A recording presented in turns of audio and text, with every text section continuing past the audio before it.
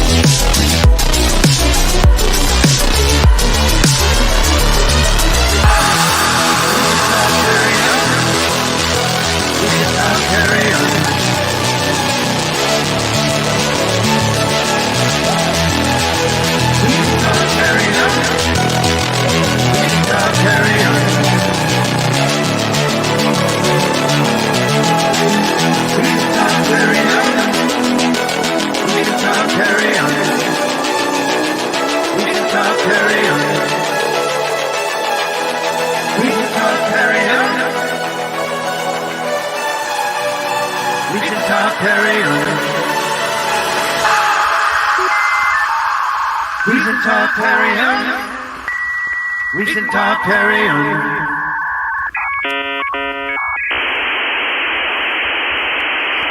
Hey, everybody, tune in to Recent Tartarians.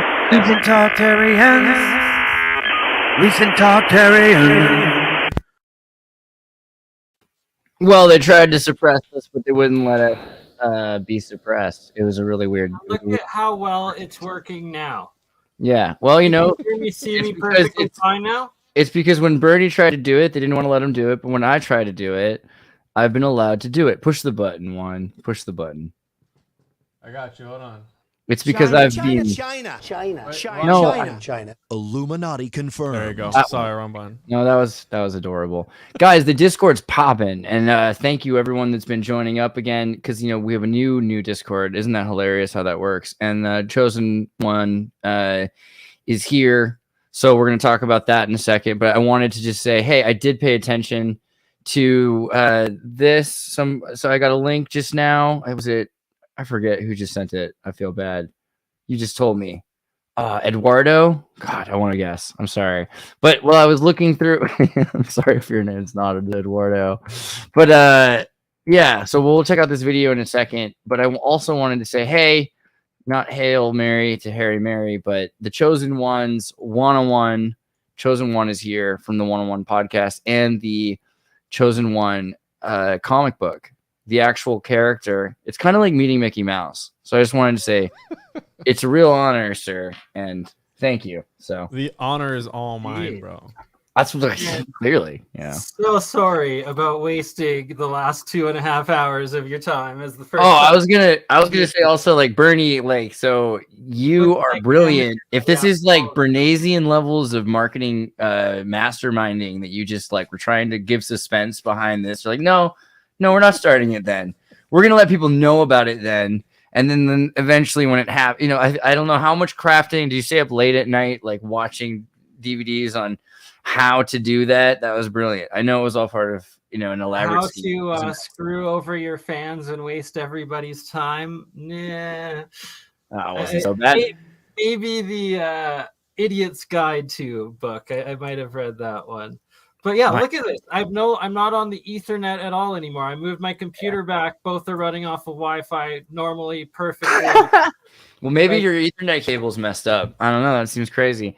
Guys, if you need the new Gay Mafia sweatshirt, it's available now, and it's pretty amazing. This is AI generated logo for Gay Mafia. I think it's pretty sweet. You can also get the designer Cocapelli pants, which have this Cocapelli mosquito with a mandible going into DNA, which is pretty sweet. I'm pretty excited about that. Oh, yeah. So if you want to buy some pants, or if you need a sweatshirt, make sure you do that now. Or if you need a cape, or if you need some crazy boots because you're going to go to a rave or something like that. But there's a lot of things going on. Get yourself some merch. You know what I mean? It's a thing to do. Also, I wanted to show you this because I was looking at yo-yos, and remember the story of yo-yos? Liminal, what's up? Did you know yo-yo's a Filipino word, liminal? I did not. Yeah.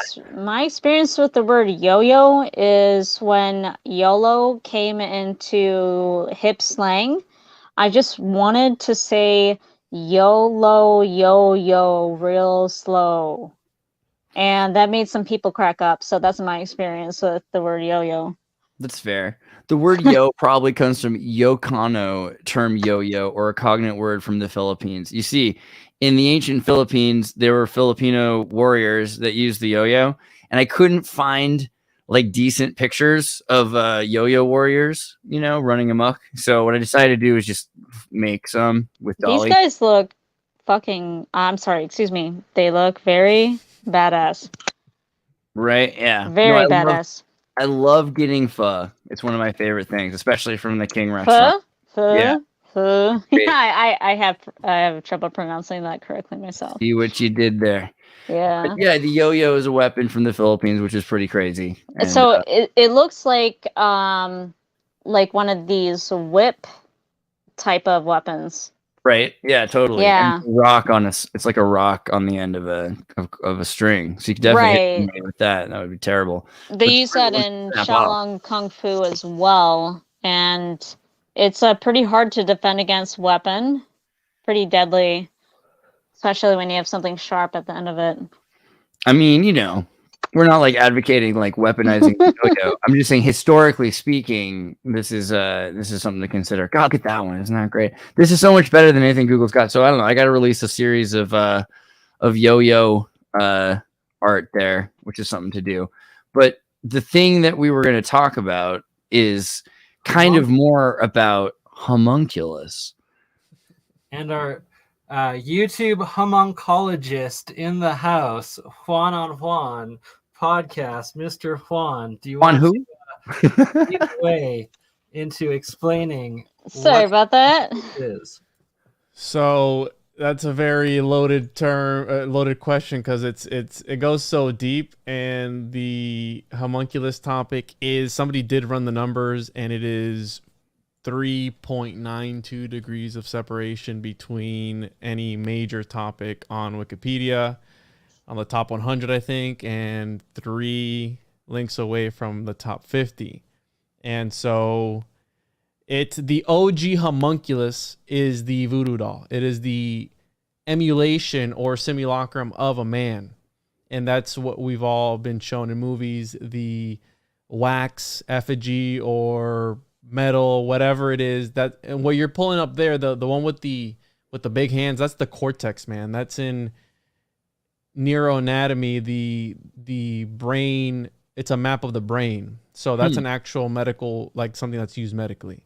So that's not the one that we're going to be talking about today. Is more of the alchemical 16th century homunculus. That's the one, the baby and the little man in the vessel, the traditional one. Yeah, there you go. There you go. Guy. Whoa, it's a bro in a bottle. So there's a bunch of different versions of a homunculus, and that's the one that I talk about the most because it's the one that's in these grimoires, pre-1600s, pre-Paracelsus, that for some reason people are so drawn to this topic. It's kind of scary. Everybody always wants to talk about the homunculus. And instead of turtles all the way down, it's homunculus all the way down, because back then they were questioning how are we seeing what we're seeing? Who's inside of our head observing our reality? So they thought there was a little man inside of our head sitting down, but then they were like, wait, so who's inside his head? And who's inside that little one's head? So it's ad infinitum, homunculus all the way down, creating our reality. And even better than the monad. Okay, so subatomic particles are homunculi. That's brutal. Sorry. Yeah, as like the microcosm and macro, as above, so below. And also we were talking about Kubrick before the show, and in The Shining, the little boy has a homunculus in his finger. So there's also that Shining Shining boy finger. What do I gotta look up to get that picture? Come on. There we go. Right there. Boom. Okay, so this is crazy because I just did Think Tank a second ago, right? And right before that, when we were doing Think Tank, we were talking about ET in the finger, because ET's finger is connected to who's. Well, don't put it like that. God. All right, but there's another one. I forget. Whatever. But the magic finger is the thing that they come up with over and over again. Someone will remember. If you guys were watching Think Tank, fan service to whoever can remember what the other one was. So E.T. Call Home is a homunculus? I mean, also the chest heart thing, like glowing heart, E.T. So I wonder if it's so popular because so many people hear the voices in their head and they want to be reassured that it's their own voice. It's a homunculus voice and not some other voices, or I don't know. I think the subatomic particle thing is interesting because you have the monad, right? So everyone talks about atomism is like, well, if you break things down, they're really just little bits of sand. And they're like, it's more complicated than that. What are the sand particles made of? They're made up of homunculi, essentially. Well, if you want to really talk about, so we have the Alchemist with us. What is alchemy all about? About affecting matter in a way to literally step outside the fabric of reality in order to affect it from the outside. So I believe that with Pythagoras talking about all his number, I think he's hinting at a binary code of some sorts. Binary code, there's a programmer or a simulation. And I think this sort of thing is like a glitch in the matrix type of thing, where maybe, because there's two versions of the homunculus. There's the physical version right there that you see. That's the Faustian Wagner creating the homunculus. And then you have the metaphysical, which is the Taoist or Taoist homunculus, which is the little golden body. And what the Taoists, the Chinese alchemists, what they believe was if they could reverse the energy that's outflowing from their body and reverse it back in on itself, they were able to crystallize these, well, it has to do with semen retention as well, but crystallize this fluid, and you're supposed to be able to make this little golden man within yourself that is supposed to exist after you die, and it helps you escape samsara. So there's also that metaphysical spirit body-esque type homunculus that's in the secret teachings of the golden flower. I think Carl Jung was also obsessed with that. So, and who is this?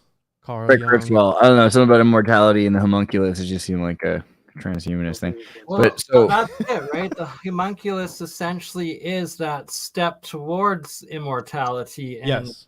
transhumanism, and it's like it's essentially cloning yourself, but on the metaphysical but then also physical sense if you combine the two. And that's what the alchemists seem to be so drawn to or trying to do in the past. I mean, did God make man like bigger than him, or because we usually assume God made man smaller, so we're homunculus. We're all well, in the Anunnaki story, we are homunculus. The Homo sapien or whatever is a homunculus. Now, the funny thing about that is everybody talks about alchemy being the goal, the magnum opus is finding the elixir of life, or finding. That'd be cool if everybody talked like that. Like everybody, like if Kim Kardashian. Sorry, go ahead.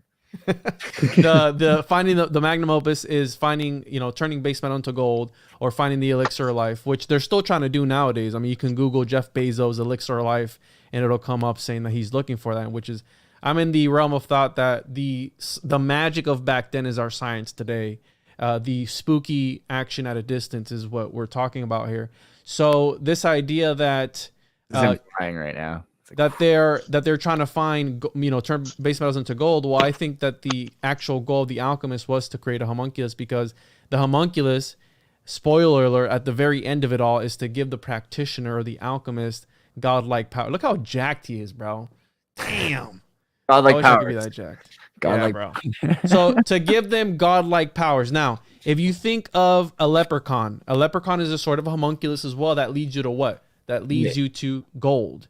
Leprechauns or homunculus? Who made the leprechaun? Did they start out as like? Well, the homunculus is also linked to mythological creatures, because according to Paracelsus, if you let a homunculus grow into old age, it becomes either a giant or a dwarf or some sort of. It grows into a giant? So I'm telling you. Homunculus could be, in mythology, made out of mud, or clay. I would like to tie it back into something a bit more modern, where psychology and neuroscience has taken the mythological homunculus. There's actually an area inside the brain that kind of looks like, they call it the little man, inside the head. And it roughly looks like, from a side perspective, a man with a tiny body and big head and big lips. And what this actually is representing is a sensory motor map of the human body. And what they've been able to confirm during open brain surgeries is when you poke at the human brain's homunculus, it will represent with various sensations, feelings in the human. Yeah, they've done some live testing during open brain surgery with the human brain homunculus. So I find that very interesting, how it has progressed from hundreds of years ago with the mythology and alchemy into modern day psychology and neuroscience. That's really interesting. I didn't know that part about the cortex man. Oh yeah, it's a motor cortex sensory map. Yeah. And yeah, if you're ever in the middle of open brain surgery, I don't know if you're going to remember it, but if they were to poke at different parts of the sensory motor cortex, you would have responses, like certain parts of your body would twitch or have sensations. You might respond talking about the feeling. So yeah, they decided to take ye of old homunculus and apply it to modern day psychology and brain surgery, neuroscience. I find that a fascinating progression. I like that you brought it in. It's almost the same as a golem. The, you know, biblical or Talmudic golem. Yeah, yeah, and that's they say that was the predecessor of the. That's the one that comes before, right? The Paracelsian homunculus. So he was reading about all these stories, and the one that I always bring up is the Golem of Prague, because the Golem is more of like a cybernetic AI type of thing. It's programmed to do one thing only. It's the phoenix, right? It's killed every single night, and it's, you know, born again every single morning. And the connection that I did with the Golem of Prague was with Rabbi Judai Low is Parsons, his mentor at Galset. Dude, he would birds aren't real. Sorry. Yeah, he would boast about being the descendant of this Judai Rabbi Low that made this golem to protect the Jewish ghettos from Rudolph II. Alleged. This is how the story goes. And one night he forgot to erase one of the letters on his forehead. He went on a rampage, started killing people. And in some of the legends, he grows up really big. And when the rabbi is able to kill it, it crushes him when it falls down. So there's all these things, but that was the inspiration for Frankenstein.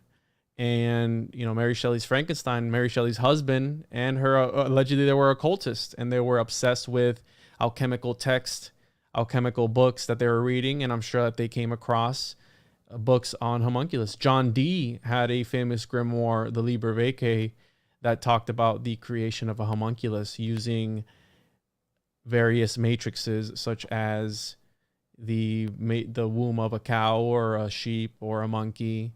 Liber Vitae, Vaccae. You're probably not going to get anything if you pull it up. Yeah, he owned a copy of it. I mean, I wouldn't doubt it that he actually did, because he did own the biggest library in Europe at his time. And in some stories, there's a fictional book that he actually makes a homunculus for Queen Elizabeth. So there's writers who are writing fictional stories about that as well. Yeah, look at that. So They don't want you to know. They don't want you to know, bro. John Dee is a whole episode on its own. Mm-hmm. Yeah, John Dee is absolutely. like a listless or endless list of memoirs, and so much with Kelly, and then tied back to Donnie Darko. So my whole thing is, I believe that even if this was meant to be taken symbolically, I'm sure that there was a guy out there, some Florida man at one point, that was like, hey, I wonder if I actually do this for real, what's going to happen if I mix A plus B plus C, which is spontaneous generation, which is Aristotelian biology. And it's like, hey, what happens if I mix these things together?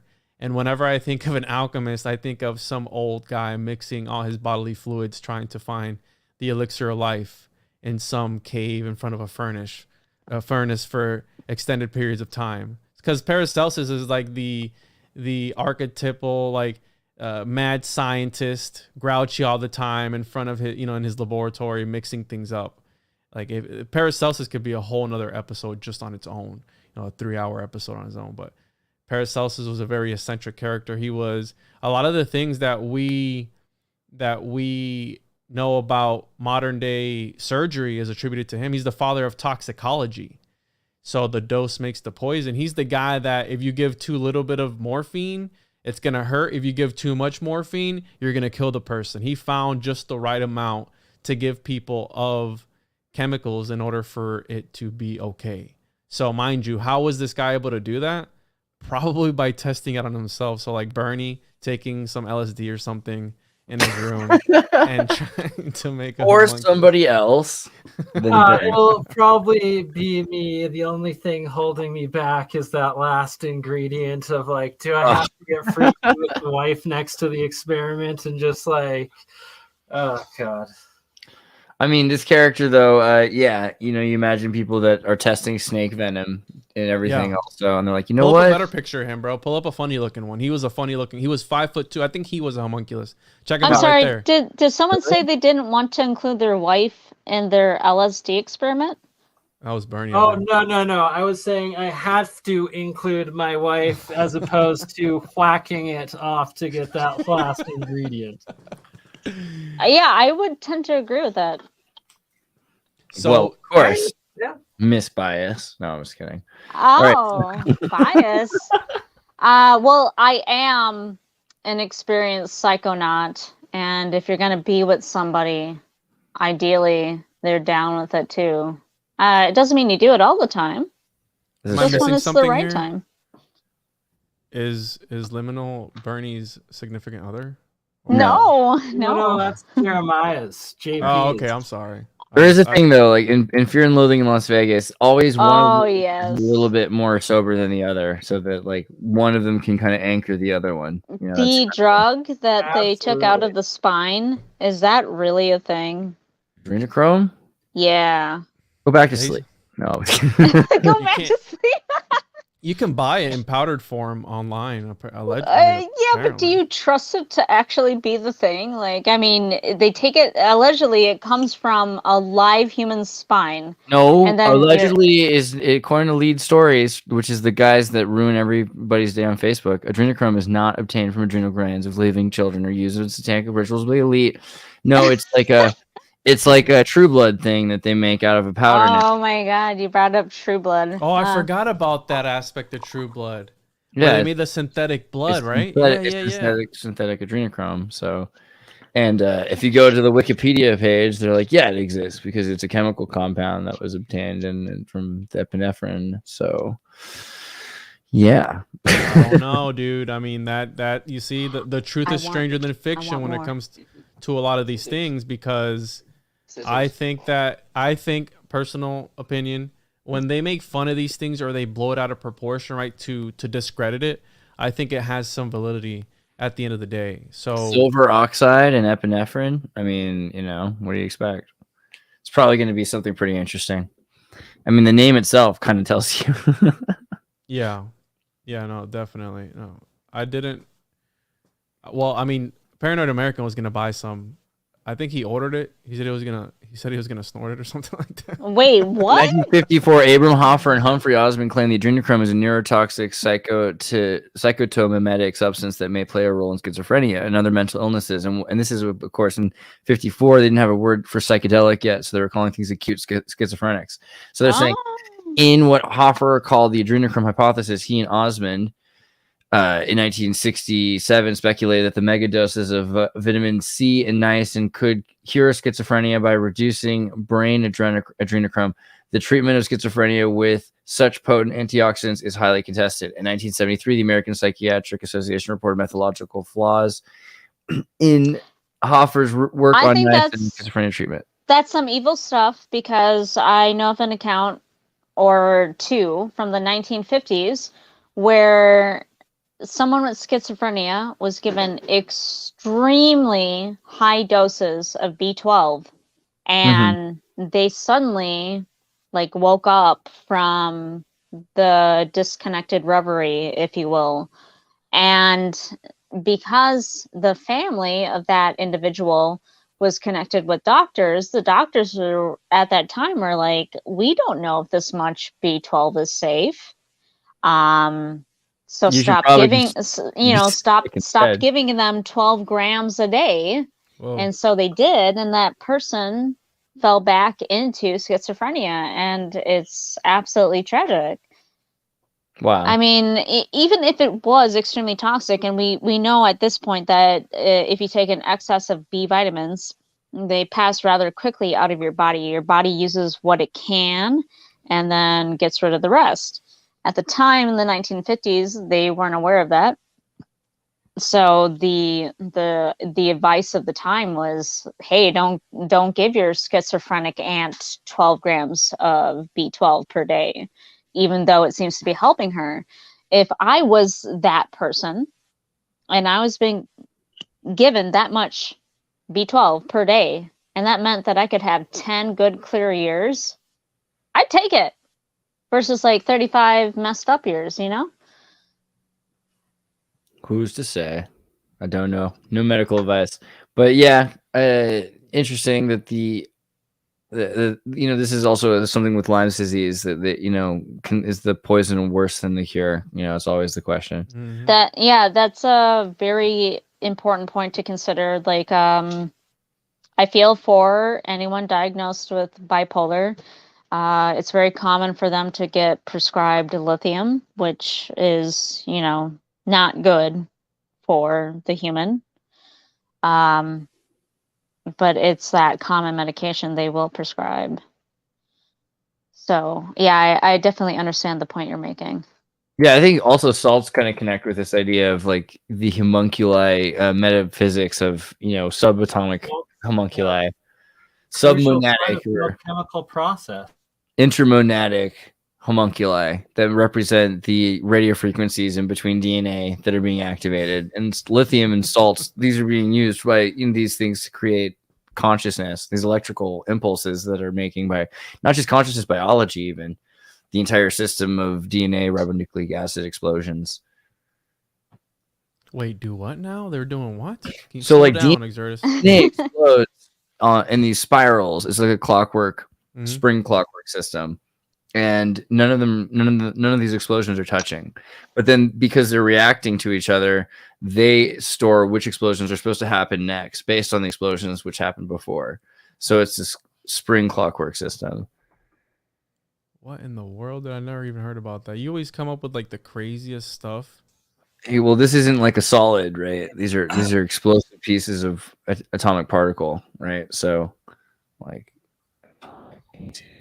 of it, because and this isn't solid either. These aren't monads, because like then these go down into smaller homunculi as well, right? So the forever going fractals.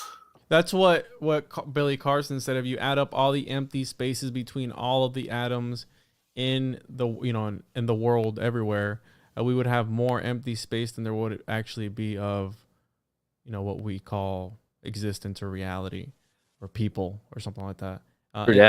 Was it you who looked up if you take all the kind of like the Great Frontier? There's more room for there's a lot of elbow room for existence.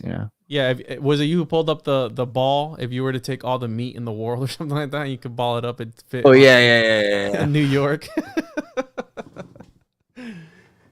So these concepts are like something out of like some science fiction movie. Oh man, you don't really want to see that, but yeah, you can see like there's a scale of how big we are, and it's really not that much. Yeah, it's hard to find if you're not looking for it. But yeah, the idea that if you break something down even further, then you get down to this wave pattern. That's where things get to be a question. Like, are things really just waves? And is mass just energy holding still, or is it moving, or what does it mean? Like, what is the deal about? Yeah, what is field? And this I think is an interesting idea that there's kind of another kind of alternative to atomic metaphysics, which has to do with waves and has to do with fractals, where which we can call homunculi. Jeremiah, you here? What's Jeremiah's take on that? Our leading physicist, or he's like Imha? He's like, no, can't make me tell him. My commentary on waves or fields is that they do not have, in my experience, an abrupt stop. They have these nodes where they are the strongest, and they keep expanding, and there's nodes farther out than the calculated field where there's still an interaction going on, and this keeps happening to a lesser intensity until it's beyond our means of perception or measurement. So, because you're talking about, Exertus, you're talking about particles being homunculus, and it's making me think of the double slit experiment, how when we're looking at it acts one way, and then obviously when you turn away it acts a different way. So the idea that these particles are somewhat conscious isn't out of the realm of possibility. So many things, like the Power Rangers, each one of them has to come together to make a Zorg, but like they're all homunculus, like all these things. Like if you what's another example of an animal that you can split in half and it stays alive? A worm. Yeah, I think a worm. Stick bug, starfish. I think if you cut them in half, can. I don't know. I don't want to look at pictures of things split in half, but you get the point. Like animals can, some of these things that like the DNA can continue graft. You know what? Grafting. Yeah, Yeah, watch out with the images on that. You had something come up on the other one. Yeah, that's pretty bad. I have strict search on too, which is just really sad that it didn't help. But hopefully it was just from a movie, and we just don't know. It's probably okay. But yeah, grafting is interesting, right? Because you can just start pick a little bit of the plant, and then it'll continue on from something else. So at the end of the road, the goal of after making the homunculus is to use its body and its fluids or whatever to get otherworldly powers. And some of the ones it was like you can make houses that in this grimoire at least you can add magical equations to make armies, giants, and other forms appear in the sky. In the same book they had the recipes for the homunculus, and the big kicker the big kicker for the whole thing is that one of the recipes, the thing that really got me into this topic of the homunculus was you have to, quote, take a big dog's penis and incessantly beat the cow with it until its flesh is discolored and its bone is broken. So there's like this whole debate on how you would wait. You have to make sure the bone is. I did it wrong. Dang it. Yeah, dude. So how do you even find the biggest dog penis to beat the cow with, and then, you know what I mean? I'm going to interject here and say that I don't think that's to be taken literally. Well, let's hope, because I'm sure that some people did. You got to admit, when you read a book, you got like a lot of ways you can interpret a book. There's a lot of religions. those recipes though were obfuscation for. There are people that argue knowledge. you literally have to dunk someone underwater or else you're not a Christian. You know what I mean? I think that there's probably people out there that took this literally. So I definitely remember the serious dog sacrifices in 2016. Well, there. That's the thing, right? With the whole dog symbolism, and you can go down the rabbit hole of what the dog is. But absolutely, a lot of people argue, oh, well, it's supposed to be taken symbolically. Sure. But if you read the entire text, it's very explicit on what to use, and if it's not alchemical to where the SPCA has this page. Wounded Paw Project has this page up. It's that common that people are doing this kind of things, that people are finding it, that they're trying to inform the public to be aware enough that this is happening. I mean, it's a serious problem. You know, it's terrible. Yeah, really. You know, I went to a Chinese restaurant one time here I promise you they shut it down after the fact because they were serving cat and dog. Really? Oh, that's real? Dude. After we had gone, this is years ago, but after we had gone there. That's gotta make like every Asian American the most upset, because like, dude, you're like nobody does that. Why are you creating this false stereotype that's like out of control? But having said that, I wish I had the picture of it. Lance should be here at some point. Dog flavored ramen. So in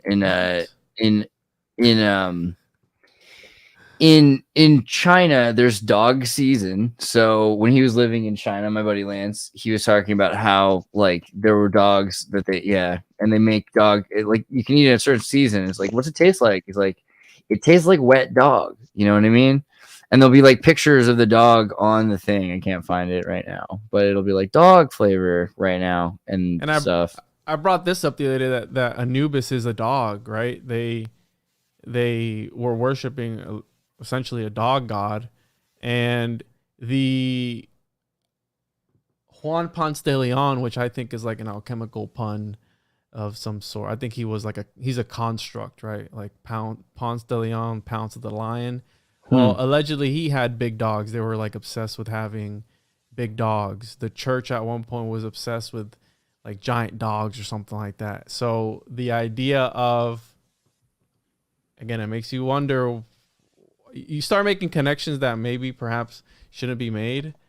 And you start going down the rabbit holes of like, they use a cow's carcass. Well, makes you think of why certain cultures don't eat cows and they worship them instead. Right. So it makes you think about that.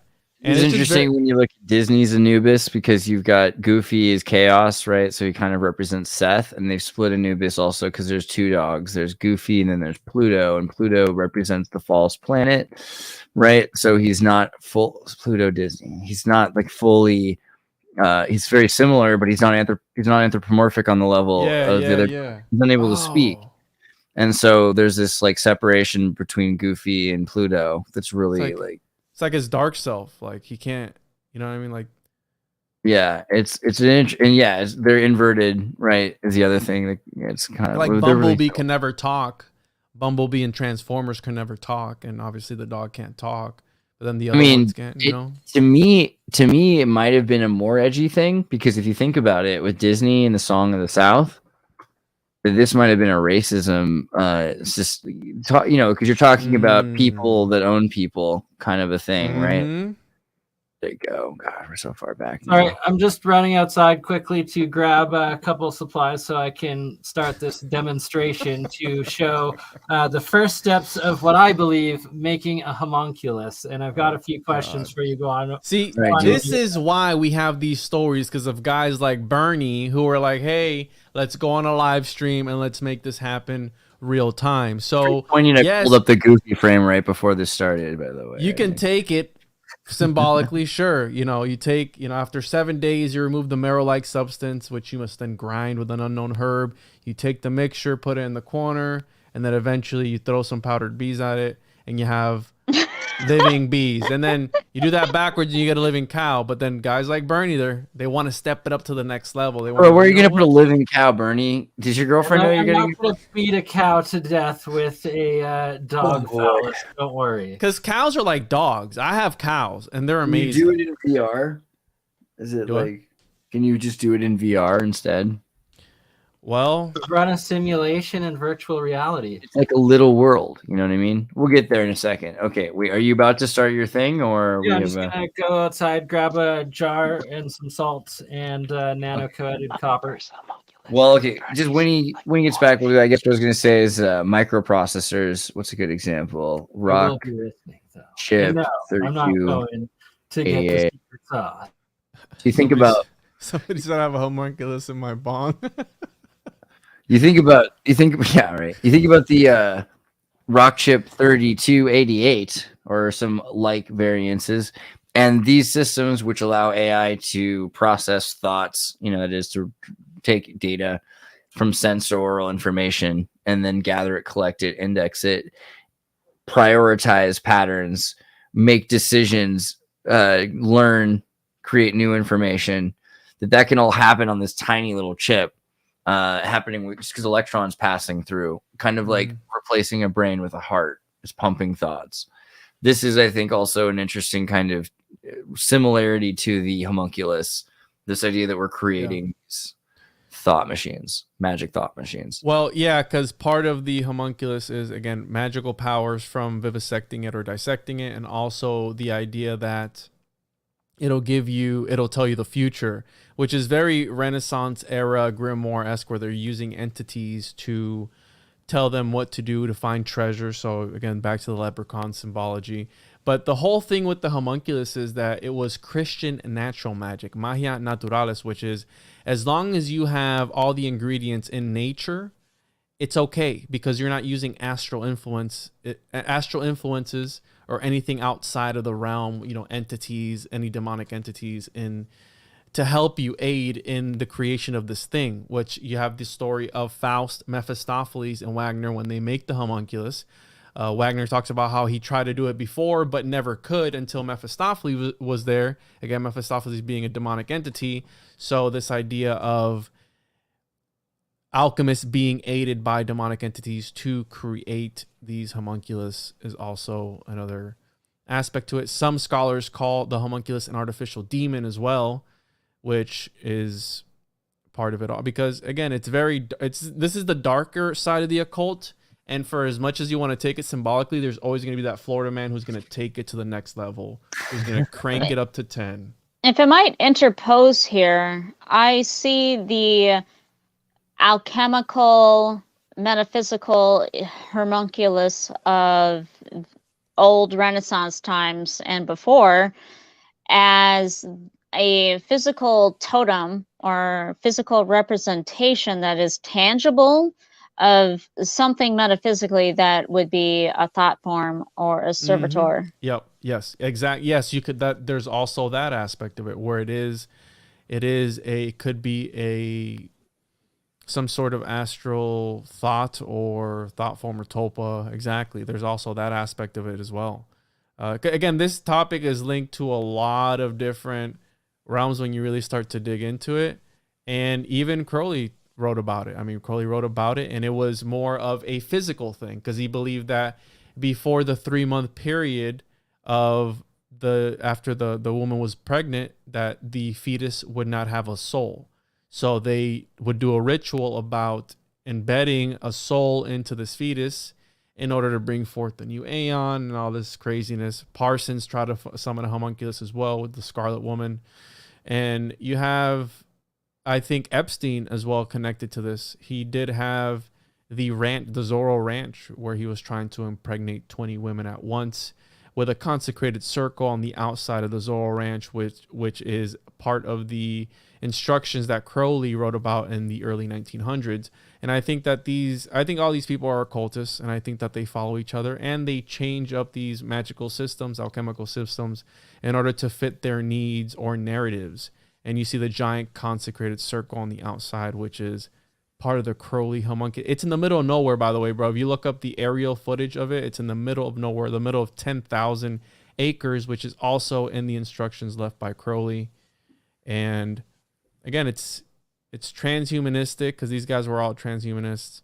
Yeah, but if you look it up on Google Earth, it's in the middle of nowhere. It's in the middle. It's the compound is 33,339 square feet, which I found interesting as well. So were you saying about a minute ago that the soul enters the body at around 3 months? That's what Crowley stated. At the 2-month mark, at the 3-month is when God would put a soul into the fetus. And up until the 2-month mark, you could have a soul or entity, a demon or otherwise, inhabit that fetus. So if you travel much farther back in time, the Tibetans had formulated something they call the Tibetan Book of the Dead, which is supposed to help prepare you for death. And they talk a bit about the Bardo states in between life and death and coming into new life. And it's around 30-something days or more. Somewhere between 30 and 90 days that the new soul, it's in the first trimester, the new soul allegedly, according to their belief system, enters the fetus. So I find it interesting to see that overlapping of relative time period. It seems to suggest by the end of the first trimester, there's a soul in the fetus. And there's stories of what they call the Arnaldian homunculus, where, again, this topic also gets into the philosophical realm, the right or wrong thing, where this guy was making homunculus, and he, as soon as they would be created, he would kill them because he was a theologian, and he said, hey, what happens did God die for this homunculus's sins? Did I'm creating this out of nowhere? Is this accounted for in its existence? So before God could possess it with a soul, etc., whatever it was, he would smash them. And there are stories from the 14th century, the Arnaldian homunculus, which is also, he was an alchemist. And again, but they were religious people. So, but they understood that as long as they were using things in nature that were given to them by God already, they were only either speeding up the natural process or slowing it down. So to them, it was okay to make these things. Vespeach says that there's a diss on me. I don't know which one it is, so you have to point it out. I'm not sure which you're talking about. Diss on you? Yeah. That guy's a troll, bro. That's cool. I like trolls. Trolls are like, trolling fishing is like where you like grab a bunch of it's what you're supposed to do on the internet. You're just fishing. It's the Fisher of Ben. Trolling, That's what Christ said. Christ said, come with me and I'll teach you to troll. To show you how to fish, right? Well, it's a trade secret. You're not supposed to say that part. It's okay. Yeah. Teach him. Yeah, I got you, bro. Is that what he meant by, okay, I got you, bro. That's what I'm hoping. Yeah. Well, we can interpret it that way. It's okay. It's open for interpretation. It's America, right? Yeah, I don't know. So, but it does seem to me that there is this idea that on every single level, there's this kind of energetical, this consciousness that is existing, and it's forming something, and that's why the question of whether or not it's mass or energy, because we see the waves at a certain point. It seems like whatever is physically there is what it's going to use, right? Because the homunculus uses clay, or it could be whatever, right? Or does No, it so can't be- really? That's so the homunculus, because there's the distinction that should be made. The homunculus and the golem are two different things. The golem, again, it's more of AI, cybernetic, man created through the magical language of the Hebrews, and the homunculus is more of a flesh, more of a flesh and blood type of thing that was made from the supernatural powers that they gave sperm. And as long as you followed the right, you could have. So it also, they were misogynists back then, so they believed that women were just incubators, and this is their words, not mine. And so they believed that as long as they used another sort of matrix. So so you could have sex and have a baby without women. So it was like, Yes. it's a one sex. This is huge. Okay, so the cool. homunculus is the perfection of man that comes from sperm, and a basilisk, according to Paracelsus, was what came forth from using the menstrual blood of a woman, which was tainted. And again, this is them. Paracelsus also hated women. There are stories that he was gay, that he was castrated, etc. So he was very radical in his thinking, and he wrote about creating a basilisk, which, if you know what a basilisk is, he also believed that the only place you should deposit your seed is in the womb of a woman. Otherwise, you need to be castrated in order to not rot from the inside out. He I'm believed gonna go that see that musical Footloose pretty soon in Minneapolis. I'm pretty excited about it. Sorry, that just reminded me. Keep going. he believed I was going to say the Chinese found a way around that, where they just didn't Footloose? spill their seed. They cultivate it as energy for their life force, Yes. and it didn't require them to That's a scene in castrate themselves. Footloose? Yeah, that's also, again, that comes into what I talked about, the Taoist and the internal alchemy with the golden little man. And if you look up, Exertus, look up the mummified monk, because these guys were, again, trying to escape reincarnation, and it makes me think of these guys that would mummify themselves and encapsulate themselves in these golden Buddhas. So there's a guy in there, Nice. and they would mummify themselves for 3 years. Are you dude. kidding me? I hope For this is okay for 3 YouTube. for Yeah. 3 years. Are you that hardcore that you mummify yourself from the inside out, eating a certain Alive? diet? Yeah, alive, Oh, wow. dude. Ooh.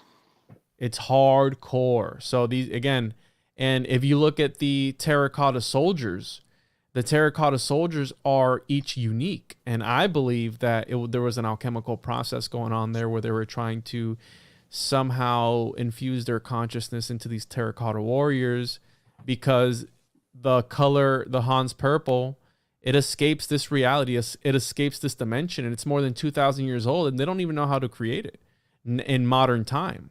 So I think it was some sort of technology. They said that there is a pool of mercury on this site too. But again, these Chinese alchemists were also drinking mercury in order to try to live forever. So who knows? Well, yeah, that's a pretty big neurotoxin. Mercury drinking and- misogynists, and their wives let them do it. They're like, yeah, fine, you know. Yeah. So They again, weren't they willingly buried alive? a lot of, yeah. So I just did an episode of The Architect as Magician, and the idea that certain pharaohs would also kill off their servants after the pharaoh died, and they would have to be buried with him in order in this cosmic kingdom he could rule over them. They started to switch that with effigy, so a simulacra of, which I'm sure they were happy about, because they're like, all right, now we don't have to kill ourselves after this dude dies. So there's also that aspect of it, that it could have been a simulacrum. But the creepy part is that they're all individual. And I've seen terracotta warriors up close in Chicago. I think it was... The amount of artistry, attention, and detail Yes. going into each one must have been magnanimous, like huge. Yes. But if you look at it, it's the microcosm of that macro that king or emperor wanted to have, and that... Well, that particular king was obsessed with mortality, Mhm, right? mhm. That particular emperor Yes. was looking for the key to immortality. Yes. And when he was faced with the reality of being human, He's like, I'm gonna bring an army with me. I'm gonna bring a bunch of concubines with me. I'm gonna bring a bunch of horses with me. Dude, I really want to Yeah. have a bunch of statues like this. I know that's horrible. I feel bad admitting it. I just like, I mean, just hear me out. Imagine people are in the woods and they're walking by and they're like, "Whoa, I got lost in the woods," you know, and all of a sudden they see like a bunch of statues of people turned to stone in like modern sweaters and stuff, and they're like, "Ah, this could happen to me." I don't know. That's horrible. Yeah, and it makes you think of what is it, Medusa? Right? Yeah, it makes you feel like you're probably gonna get petrified. That Yeah, wouldn't Medusa. do it. That's too anime, but that's pretty crazy for a modern castle. It's like a gargoyle. So yeah, absolutely. I think that they were either preparing to use the soldiers as some sort of talisman, because this all goes back to the idea of talismans, where they were literally making a magical talisman in the alchemical lab to use it for a magical practice of some sort. So if you were to take the blood of a homunculus, rub it on your feet, you're able to walk on water. And there's other recipes in order to become impervious to pain, another one to grow trees quickly. So again, it could be symbolic. How it could also be literal. I mean, we're never going to know if it was a real thing or not, because again, this is his history. His story, or whatever you want to call it, but I do think that they keep making episodes of Pokemon where the homunculus actually deals with his master turned to stone. Then I don't know. That was the original movie, right? The 2000 movie. I was actually trying to watch that the other day with my son. I'm trying to get him into. I was watching Yu-Gi-Oh. Rough. That's a harsh movie though, because a lot of stuff happens, and then the kids are crying. They're like, "What are we doing? They stole all the Pokemon for." Wait, the kids in the movie or the kids watching the movie? Both, huh? Yeah, no doubt. Fun fact: the recent Tartarian song, right, is by Jason Page, the guy who did the Pokemon theme song. Really? Yeah, if you go to the videos and you type in Jason Page, you can see the interview with the dude who made the Pokemon theme song, and him coming off of a water fast, which is crazy because he had not had anything but water for 8 days or something like that, or 15 days, or I don't know. It was crazy. And he made up a whole song like Recent Tartarians. It's super sweet. Well, fun fact, the creator of Napoleon Dynamite actually bought a copy of The Chosen Juan. He backed it on the Kickstarter when it first came out. So very good. I can say that the creator of... Is that a picture from Prometheus that you just showed? I forget what it was earlier. You did something about Tibetans, and I was like, yeah, Book of the Dead, Prometheus, that'll work. But then really quickly, Chosen One, Napoleon sync, because earlier today I was thinking about Napoleon because someone talked about Napoleon, and I thought they were talking about Napoleon Dynamite for a second. Stefan, I think. So rather than historical French 1800s Napoleon. That's a construct. That's random that I would do that. It makes me think that there's probably some connection. We should probably be talking to the Napoleon Dynamite director and creator. That's I felt like they must have done the right thing to get their movie. They probably lost control of all the money of their movie in order for Hollywood to make all the money off of it, and that's why it was such a huge promoted thing. I can try and make it happen, bro. I mean, yeah, bro, let's do it. I want to put on a polyester suit. Into reality. Yeah, there we go. Let's synchronize. So, Harry Mary, though. Oh, wait, are you done? Sorry, are you restarting? I mean, am I? For homunculus, then it's that it could be they're taking semen and turning it into clones of themselves. From a scientific perspective, it's like that would be a clone if you're using your own DNA and then able to turn it into something. And there's a movie setting up an experiment right now. I definitely did you jizz in it, bro? There's not enough time to do all that. I'm instead loading a previous video of it to way better demonstrate. You probably should send me the video because of the whole, unless you think it's going to work now. But the Wiz Kid is an impossible to find movie, but if you find it, it's good for you. I have it on cassette tape and Laserdisc, but it's a German movie. You can find the German copy, no problem, and it's amazing. But the English copy is impossible. But here's the deal: kid clones himself, makes a homunculus. The homunculus becomes better than him, takes over his life. Really? Yeah, and there's a whole weird thing with the mom that's very Oedipian, where he's a kid who's very timid, and he has like a shrink who's trying to get him to like sword fight and become more masculine and primal, and so he just creates a homunculus that can do that with a frying pan, and egg, and some of his own essence or blood or something. I think is what they did for the Disney movie kind of thing. But then his mother, she's like, "You changed," and he like dances with his mother and like shotguns a cigarette smoke into her mouth at like 13. Weird 80s West German movie. That's not the least bit suggestible.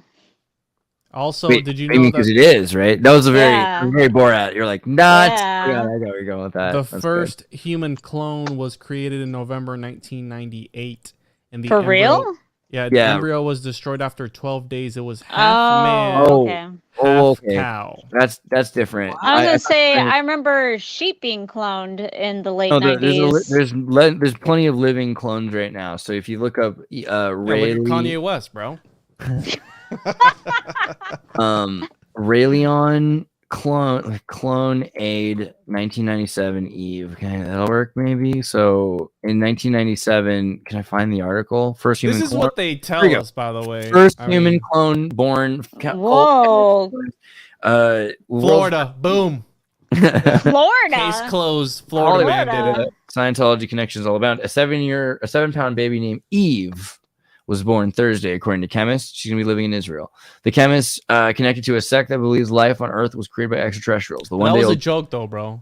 No. This is not. Wait, is this like a joke, or is Oh. this real? The religion was a joke, so look up that Oh, it isn't? religion. It's not a joke. Here it is. This is. Hold on. Rayllion. Where's stuff? Because I read Rayllion. about this. Rayllion. There it is. The Rayllian beliefs. And here's the Rayllian movement, and they have a Swazi kind of Star of David and got the Jewish star, chosen With- people. Okay. with the swastika in the star. Just so you know. Nice. Oh my goodness! Yeah, I see that. Yeah. That's a whole nother level of symbology there. So, Okay.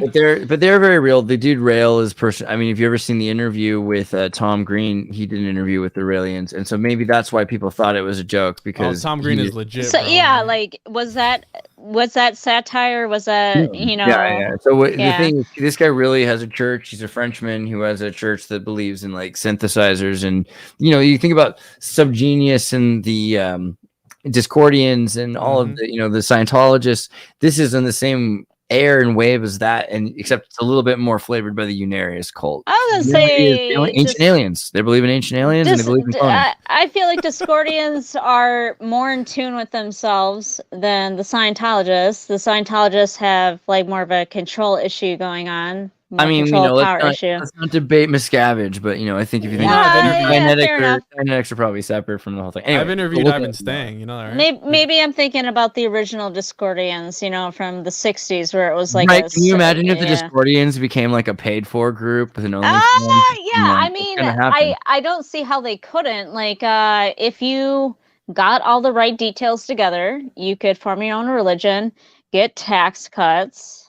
They could easily go shill is the thing, Yeah, in like yeah. a next generation kind of way. But the Raelians are real, and so they also invest in lots of different groups. There's a lot of really intelligent, rich people around the world, Europeans and East Coasters and Canadians and South Americans that are all part of the Raelians, and they have been since the 70s. This was a lot less weird, you have to imagine, in the 70s when Scientology was less weird as well. It was a new thing, and there's all these new age movements happening, and the Raelians were saying, yeah, aliens, Raelians.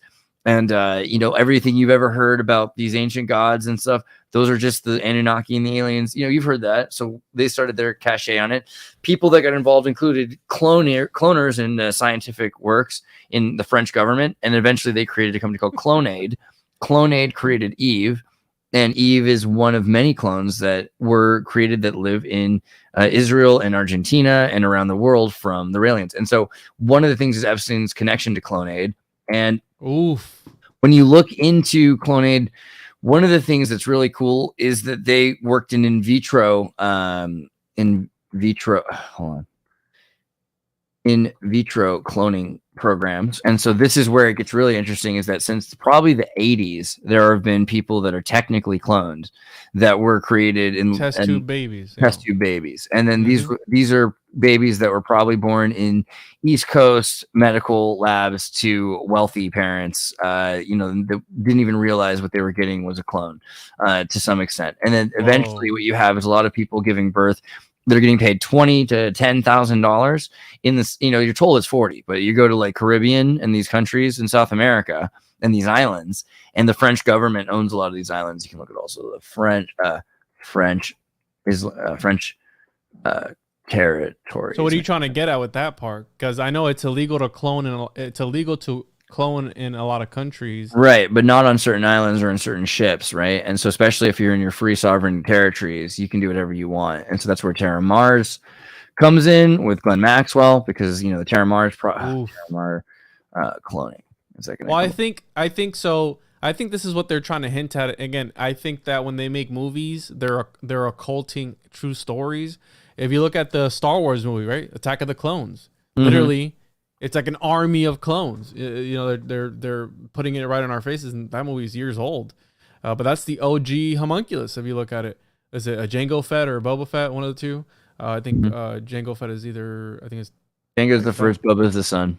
Yeah. There you go. So they were hinting at that, bro. They were all freaking Star Wars, right? Yeah, no. Yeah, come on, dude. Star Wars. If that doesn't scream lizard people, I don't know what will. I mean, that's like the pinnacle of the lizard people. So I think that again, the truth is stranger than fiction, and when they Rainbow Bright screams lizard people. Who screams at lizard people?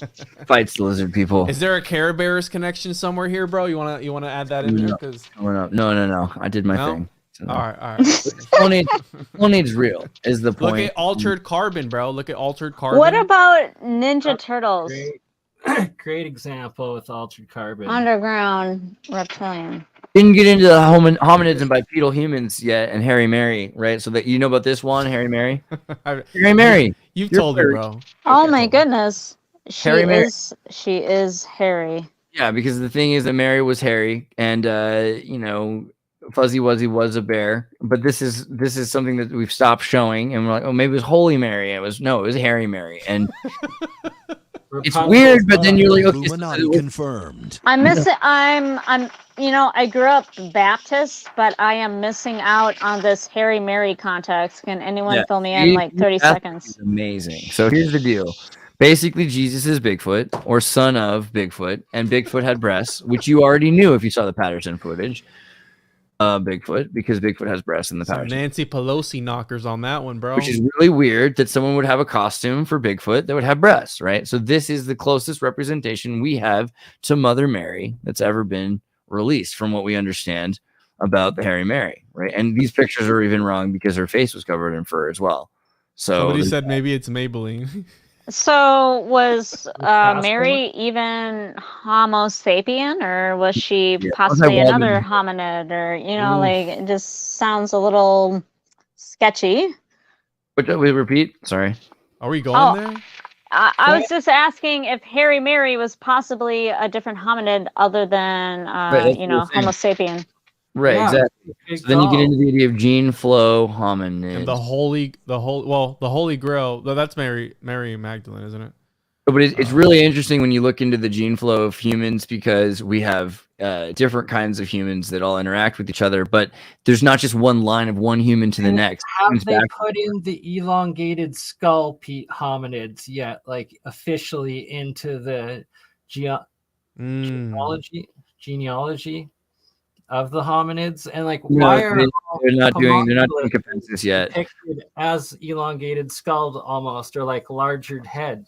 What they're trying to hide from you, though, is this interesting thing that, like, so if you take a horse and a donkey and you breed them, you get a mule, which is if you're lucky at all, because usually they have problems with their promoter sequences matching up. But with humans, you can match them up with all these different kinds of hominids, meaning Neanderthal and Homo sapien can breed together, which is proven by Caucasians and Eurasians. And if you look at Denisovan, they can breed with Homo sapiens as well, and with Floriensis, and Floriensis can breed with the Homo sapiens, and the Denisovan and the Heidelbergensis.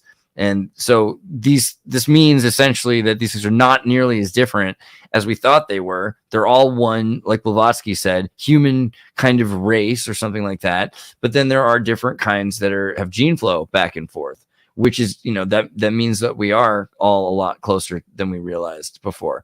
And it's especially interesting if you look back and forth at this idea that Bigfoot might be in the last 1,000 years, maybe, last 10,000 to 1,000 years, there were more kinds of hominids still alive, not just millions of years ago, but that even continuing on into very recently or even today, because we're not sure. If you look at how grandiose the world is, there are so many places that are national state parks and whatever. Yeah. That there literally could be areas that are segregated off. It doesn't mean that they haven't been found. It could be that they have been found. That's the most likely explanation. And they just block off 100,000 miles or 1,000 miles or whatever. Well, that's what I think. If there's any giant thing, okay, and you can chuck it up, because whatever I can't explain, I just chuck it up to it being interdimensional. So if we can't see Bigfoot, interdimensional. If we can't see the lizard people, interdimensional. You know what I mean? So I chuck it up to that. But if there's anything that is giant in the world, I think it would be like a giant squid. How you mentioned, we were talking off air, a giant squid in the middle of the ocean somewhere, in the deepest, darkest parts of the ocean. Because come on, dude. I mean, I think by now we could have at least found something, Well, you see all the time giant whales have the marks on the side of their body from being attacked from them. So there's that helps. And there have been 16-foot squid and things that have been found, right? Is this real? I forget. I'm not sure. This might be fake with the probably whale. Fake. It looks fake, bro. There have been 16-foot whales. Megalodon shark that they found still alive. There's so much stuff down in the deep sea. And cryptids, like, they're in the fossil records as dinosaurs, as these megafauna mammals that were supposed dinosaurs are fake, though, no? Here's the thing, though. This dragons, right? Like giant birds are so real. It seems like really quickly, look at this giant thing and imagine to yourself, like, it doesn't. I don't care how much bigger. It doesn't need to be any bigger than this. This thing would tear you apart. Each one of these little squid-like horror. Where'd it go? It's not this beautiful, man. These things will just spiral out of control. And then just tear. It's got a beak, bro. You and suck you. Oh yeah, that thing would be horrifying. Is this one of those large sea squids, or what are we looking at here? Giant sea squids. This is show the body. Yeah. So look at how long the tentacles are. They're like 3, probably. They're even longer, and there's 2 of them that are even longer than this. So that what happens is you get close enough, you're like, oh well, he's not that close. His arms are that long. And you're like, gotcha. This is a squid, not an octopus, right? Octopus are like the cute dog version of a squid. You know what I mean? You can have a pet octopus. From what I understand, octopuses are actually highly intelligent. Yeah, they are very intelligent, just like dogs. Yeah. Yeah, they squid are like psychopaths that'll kill you, and they won't be your pet. And they're if you try to rednecks squid home, they'll just hold their breaths and stop breathing. They'll just stop their heart. I know, I have a buddy who works with squid, and he put cameras on squid at one point, and the squid around the squid attacked it and killed it, tore it apart because it came back with a camera attached to it. I mean, I'm not kidding. These squid are terrifying. A squid can go, a Humboldt squid, just the Humboldt species, can go from half an inch to 2 meters, 6.5 feet long in 18 months, year and a half. That's all it takes. And so these things are psychopaths that'll just, and they have no bones. So they'll just burrow into the water, and they'll come at, imagine you're a fish. So you're going away from this giant squid, or maybe not even a giant squid. Maybe it's just 6 feet long, but that's still pretty big. And there's 1,000 of them because they just all breed so fast. There's the night of the squid, night of the anti-surveillance squid breeding. They hate spies is why. This is what it looks like when squid breed, because I'm from Monterey, which is like a major squid mating place, which is another reason I'm kind of freaked out by them. It's not just like a Lovecraft thing. But yeah, have you seen the videos where they actually, I guess the Humboldt squid that had the camera on survived, but it showed how far down they went? Well, yeah, it can go down a certain depth, but at a certain point, then the other squid will see it and they'll kill it because they can change colors because they have the chromatophoric skin. And they're like, hey, there's something wrong with me. Kill me. They're literally that samurai. It's just their squid are so out of control. Really? That's really fascinating. Let's say you're a fish and you're running from a squid or 1,000 squid, and you go as deep as you can go, and the squid can go deeper. And all of a sudden, you're trying to outpace this squid. Your brain implodes because of the depth. which is all part of the squid's plan. And all of a sudden, the squid just goes a little deeper, squeezes a little tighter, sucks you up, and then drinks you like a Slurpee. And you have to be liquid because it has to go through their brain donut, because their brain's like a donut that has to go around. Like, so you just have to be liquefied. It's like, it's literally Starship Troopers. Dude, that is terrifying to even. And how they change their think colors. about that. Like, they literally have the most insane camouflage, like way better than chameleons, and how they change their exoskin or whatever. Like, Yeah, squid are probably like aliens, but the idea that the idea that they can only have memories for 18 months is probably smart. But then they can transmit a lot of data because their skin can change like a television. So all the amount of information that they're sending, we're not even sure. And they have a third eye, and they have a jet. They literally have a turbine built into their body. I mean, freaking nuts. I don't know.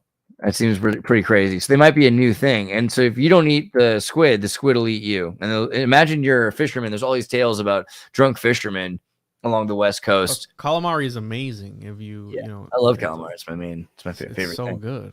But if you don't eat it, they're gonna eat all the other fish in the ocean. You know, that's what they're doing. Oh, okay, I got you. Yeah, they'll eradicate everything else except for themselves. Yeah, and maybe they'll eat themselves eventually, though. Yeah, but they can be cannibalistic. But they will eat your boat. Or they'll come out, like, as fishermen have stories of being attacked on boats in the middle of the night, you know, and pulled over from their boat by a giant squid that just comes up and just pulls them out of the boats. So you have to be on a big enough boat.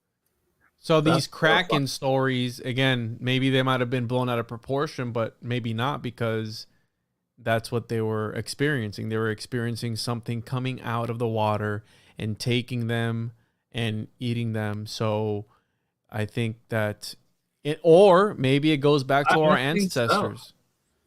But like, think of an octopus. They can literally crawl out of aquariums and then like survive crawling along the ground to get back to water. So it's like, if there's a giant predatory octopus in the middle of the ocean that comes up and like preys on the boat, big enough boat, it could probably crawl up and come up off of it.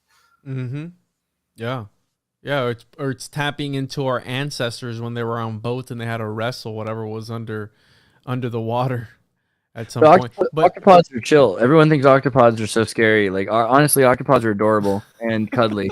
And then just isn't suck that on Netflix documentary where the dude like falls in love with one or something? Yeah, something weird. I was like, I can't watch this. I can totally see how this could happen. Oh man, I shouldn't be watching this. Oh no, now I'm in love with this octopod too.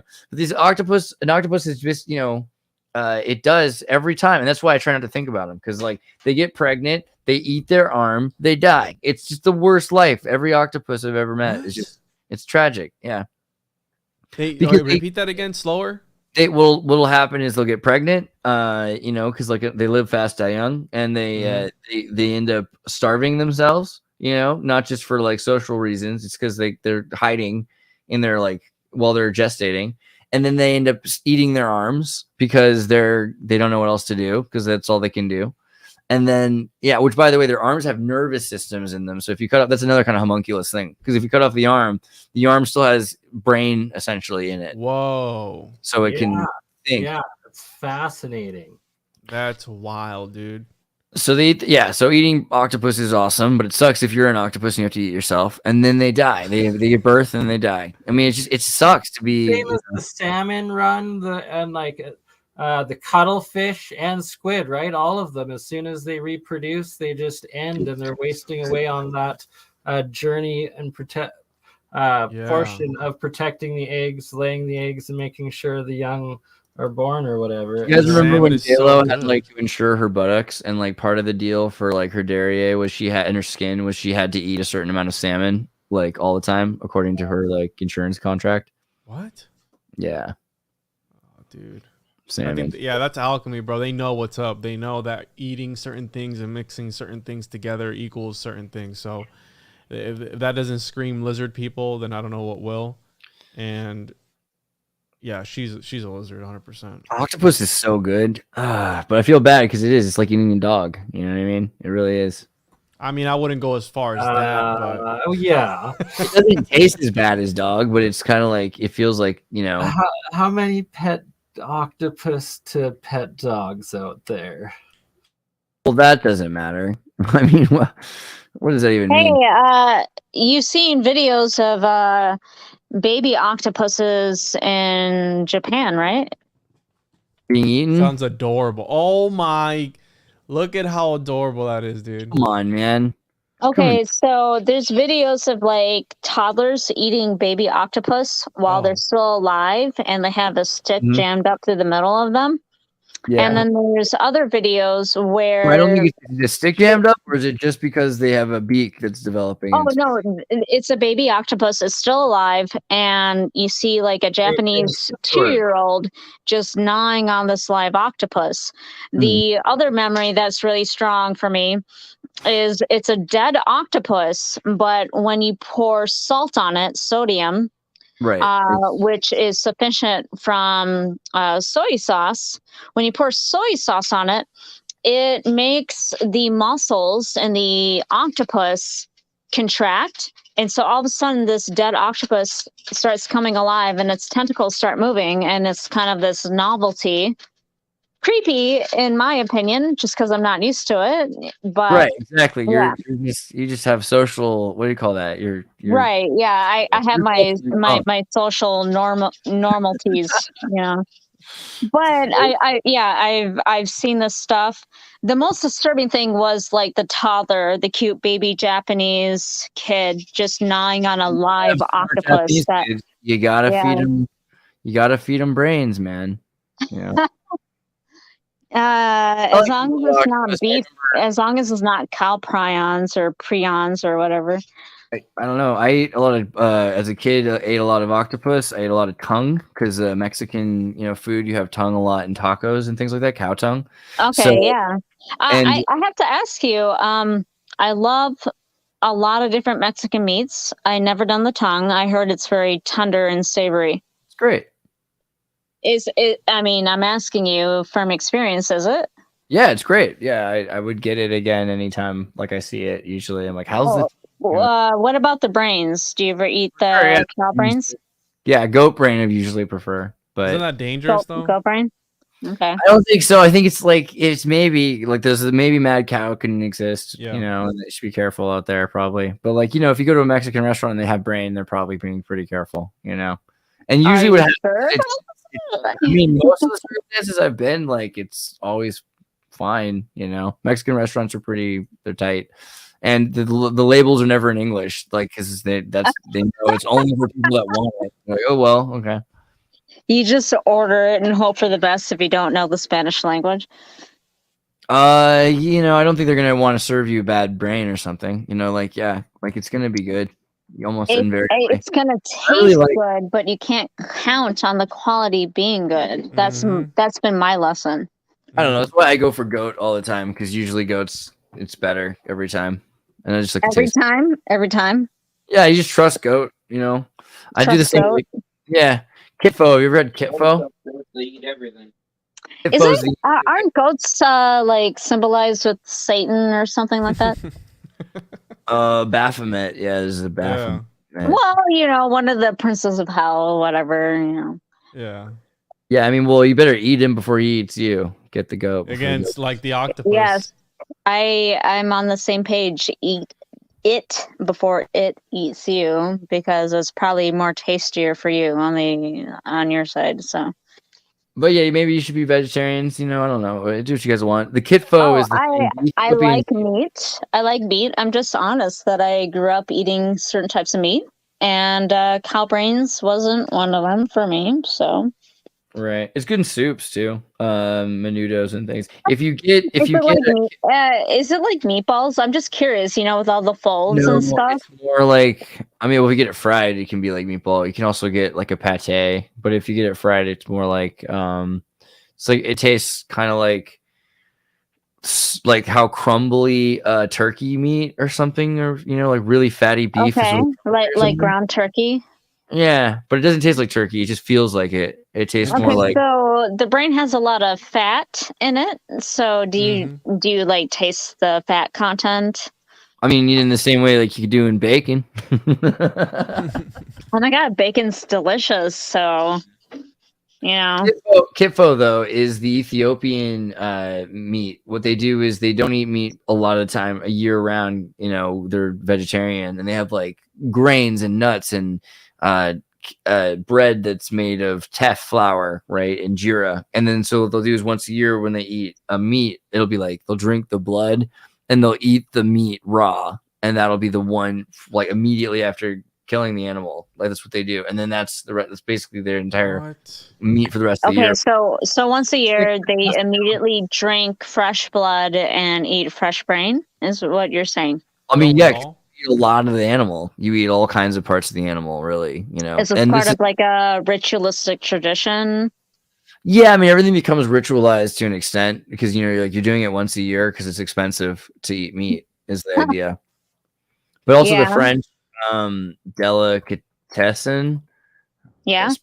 If you think about that, I remember it in France, and I was like going to Saumur, and I was like, oh, I could have all these things. So I'm going to like a French farm. It's gonna be crazy. Like I went to a farm where like the Nazis had invaded, and then they had hidden in the wine caves and won because they were so elaborate, the wine caves. But the food smelled like animal butt and hair. It was just like because it was all kinds of weird. Okay, when you say the food, are you talking about like a saved meat or growing vegetables? Specific kinds of dried meats and preserved like salami looking things that they had. Okay. They tasted great. But they tasted like animal. They tasted like going into a barn. It smelled like going into a barn. I mean, it's kind of like the way someone might have explained to me the dog tasted for Chinese food. You know, I was like, but it tasted good. But it was this. It had this like animal. If you had to approximate it to something to Western eaters could. Yeah, it tastes identify it. The closest approximation dog tastes like. Well, I haven't eaten dog, but my friend Lance, who ate dog, said it tasted like wet dog smells, like wet dog. My friend in Vietnam ate some too. He said it tasted like chicken a little bit, but yeah. Doesn't everyone say that the foreign meat they didn't grew up eating tasted like chicken, or you know? I think a lot of people are like, ew, I don't want to talk about this. But yeah, I mean, it's interesting just the kinds of things that people eat, and they're kind of like the things people don't want to admit to is that when you're in Southeastern Asia and you're going through the streets with all the food street vendors and they're selling you like fried seasoned insects, it tastes like a crispy wonderland, you know, like really delicious. And if we're being realistic or pragmatic about the future, we're probably all going to be eating some kind of bland protein made out of mushed up, insects. In the sense that a lot of people are becoming bland protein, and if that ends up being the way it goes. But hold on, this is a video that BurnEye. I'm about flavor country, okay? So when I eat food, I want it to be relatively healthy, but I also want to be able to taste the flavors. So, BurnEye, what is this video? I loaded it. Oops, sorry. So yeah, this is what I wanted to talk about with the. Is that the bagel club? Homunculus, and being able to recreate it through some. Oh, you just loaded it. Okay, I paused it at that point. Yeah. So up top, it's making monoatomics, but in this electrolysis process, when you add blood or your skin, saliva, hair, any of your genetics into the process, it starts replicating your amino acids and RNA off the cathode side and bubbling up. And it keeps it alive. They kind of, with time, will coagulate together, but like grow into different clusters and almost like creature-like entities. And yeah. So it's like as soon as I heard your homunculus thing, it's like that you actually this electrolysis alchemy and all the ancient reading of the ancients knowledge and stuff of it that I have mixed in with this homunculus and modern science. Like when Tim Allen met dudes that were from the actual spaceship. You So, know? Mr. Alchemist, can I ask you, when you inject the biological matter, it sounds like you see patterns form. You see a reaction. Have you taken detailed notes of what type of biomatter does what? I haven't really taken notes on that yet. Like each time I've done different experiments, I've taken lots of pictures of it that I have to go through and write up. But yeah, I need to start running the experiments in controlled conditions to start documenting. Yeah, I would be absolutely excited to hear about your data based on what type of biomatter you're adding to what elements. I would love to hear about that. Yeah, absolutely. It makes me think of Frankenstein when because you're putting electricity in there, right? Essentially, so it makes me think of the experiments that they were was doing. my next question. I figured you were charging it with a current, and I was going to ask you about the details of what you're charging it with. But it sounds like you need to parse it down and say, I'm using this biomatter, I'm charging it at this current or this amp, and then recording the data points. For the record, I have not tried to reproduce a homunculus. Sure, it's all right, bro. That's what. Hey, I don't need you. I don't need you to reproduce anything you don't want to. I'm just suggesting it would be cool to have some data points on stuff I brought up. So that maybe I could build off of it, experiment off of it. Other people listening to you right now might build off of it.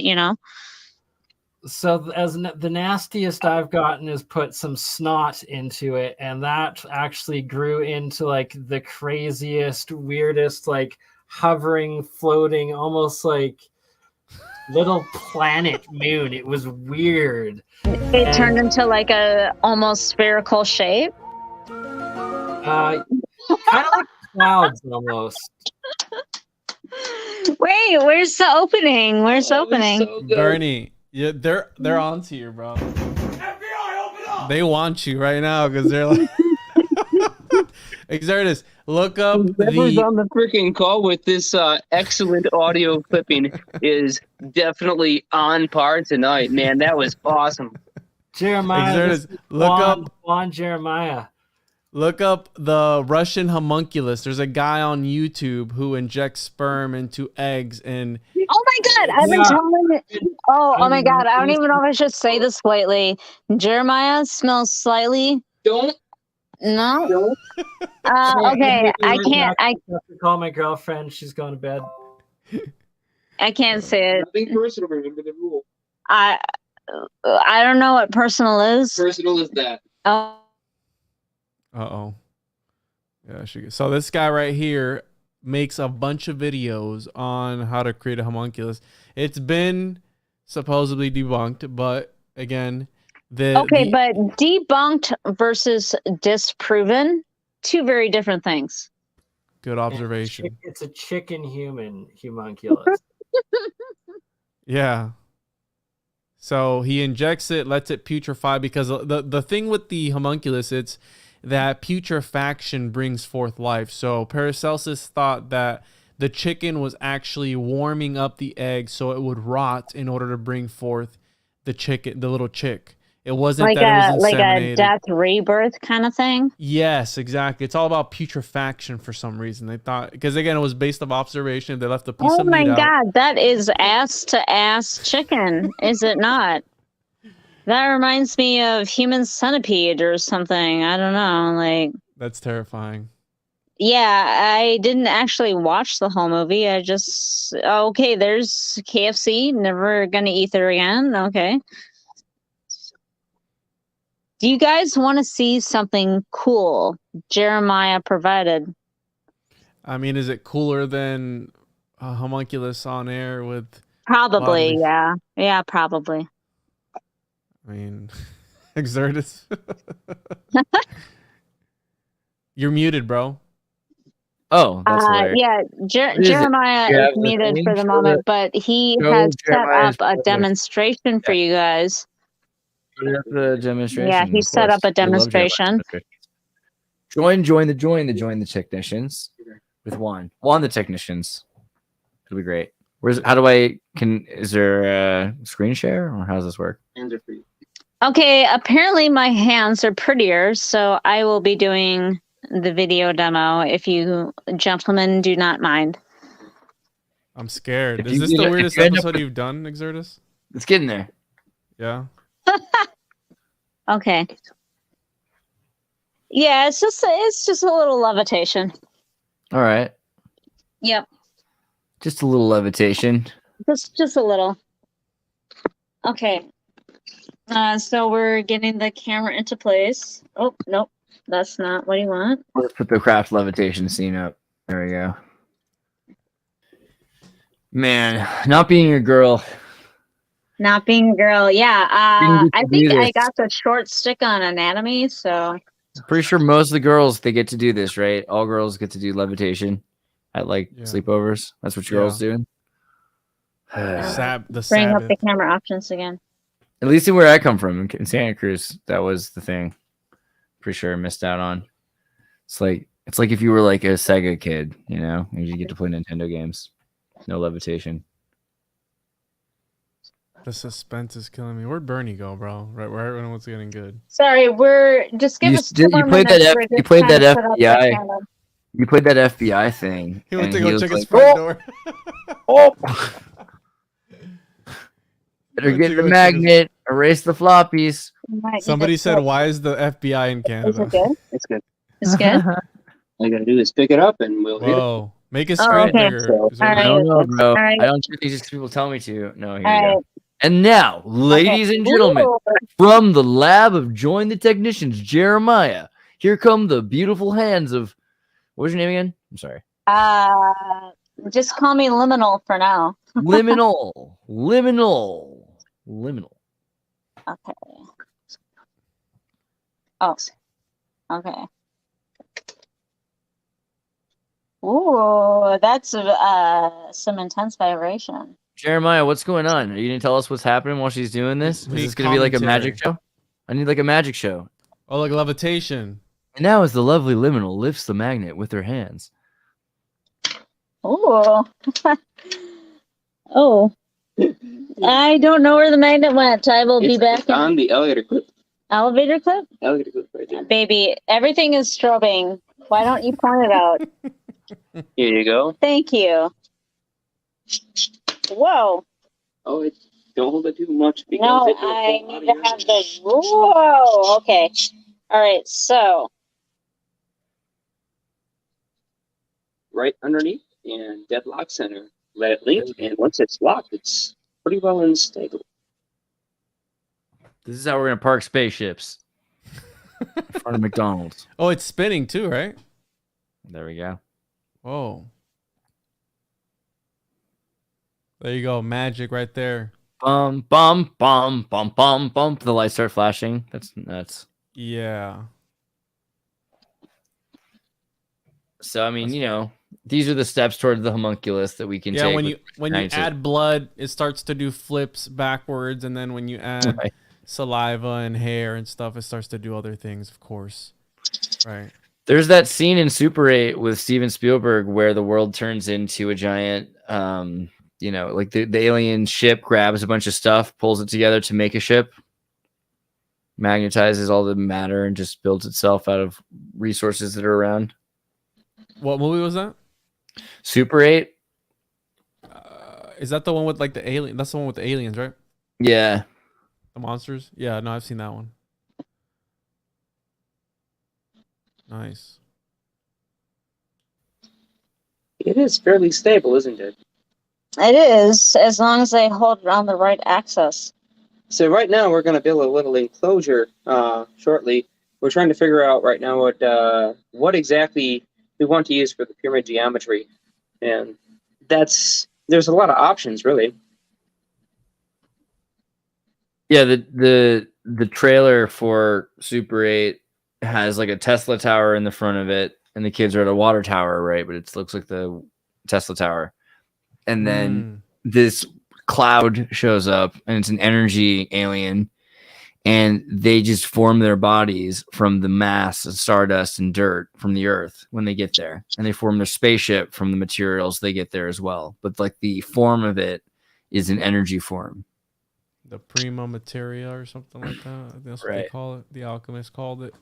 It's what they use for the philosopher's stone and the transmutation of base metals into gold. So, yeah. Oh, and I remember that movie, Honey, I Shrunk the Kid, the kids, when they were shrunk into little homunculus. And that ant, yeah. What's the deal with the ant in Honey, I Shrunk the Kids, where the ant dies, gets sacrificed at the end? It's like Cocopelli or something. I mean, ants are kind of like dogs, right? So it kind of gets sacrificed to Moloch or something. But I was on a stream the other day, or not on a stream. I was watching a podcast the other day where they were talking about depictions in ancient times of people riding ants. Mm-hmm. Is that a real thing? Well, Yeah, right. Ant people to the Hopi, so And, Right, and the- the ant people, yeah.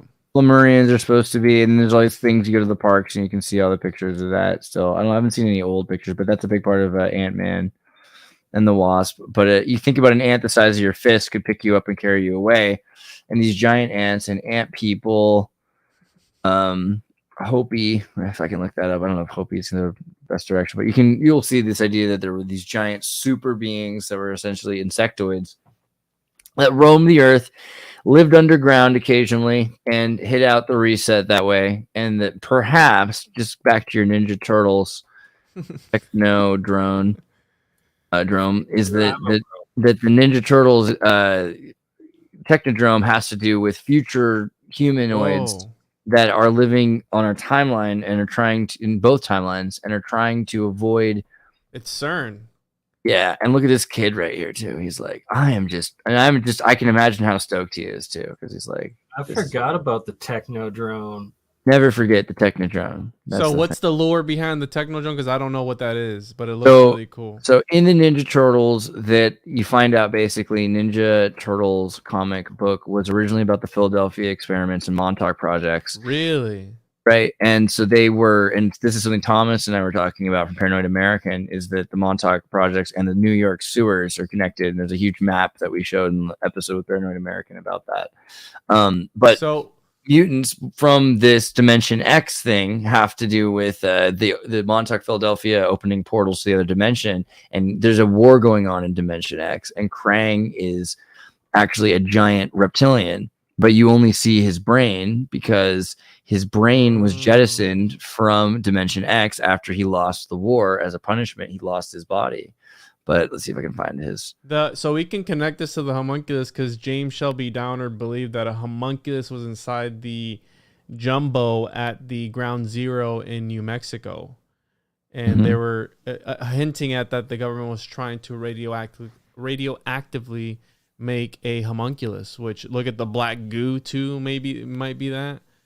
It's hard to find a picture of him as a lizard, but yeah, he's some giant Godzilla like huge lizard.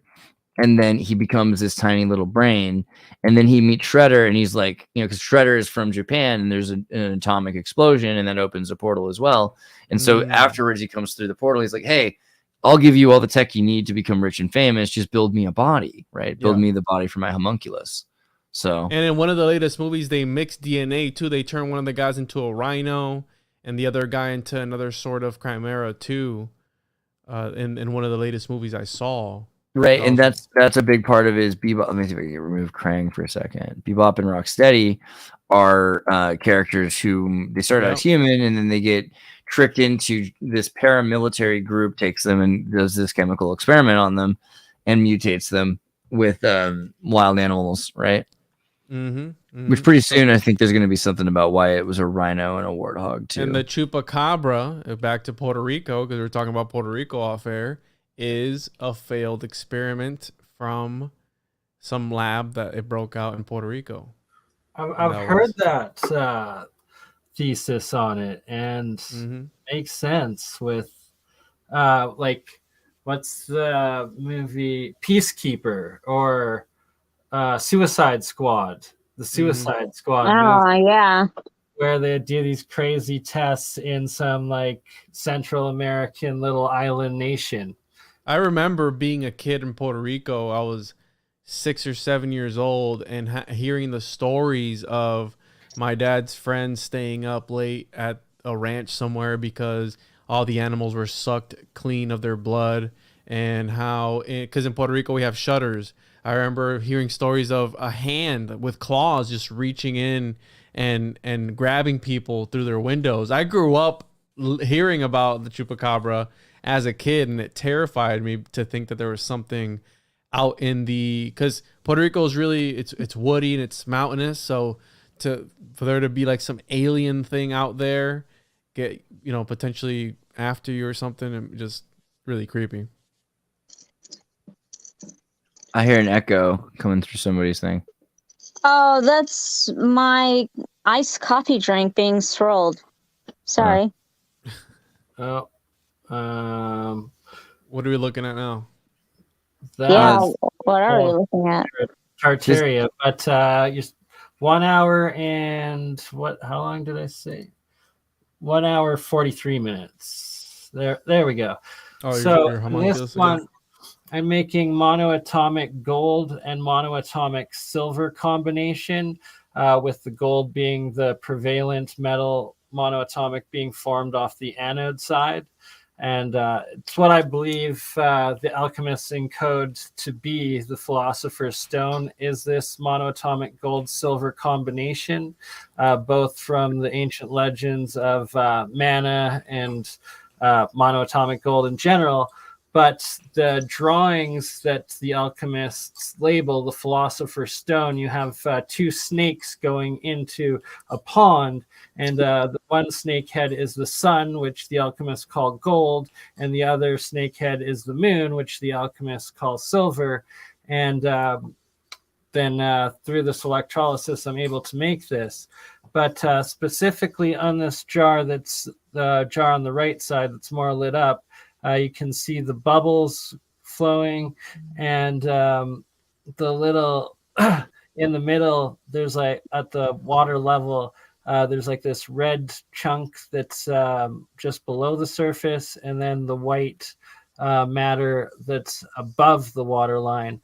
That was a drop of blood that I dropped in. I pricked my finger and let it fall in, and then it's grown into this like red matter, and then Juan's out here writing books. Bernie's out here with like Making pentagrams. homunculus, bro. What? So Bernie, not to make the assumption, but you have done tests, blood versus no blood, right? Oh, of course. Absolutely.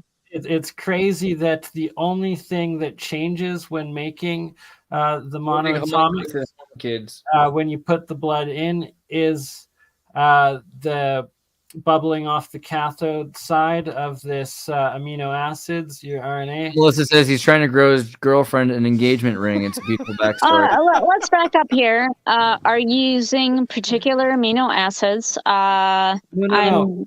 That's what supposedly grows in the foam off the cathode side. This is what the Keshe Foundation teaches, but also you can check it on Wikipedia. The Nazis discovered this in the early 30s, right before World War II, and then it hasn't been acknowledged or studied officially since.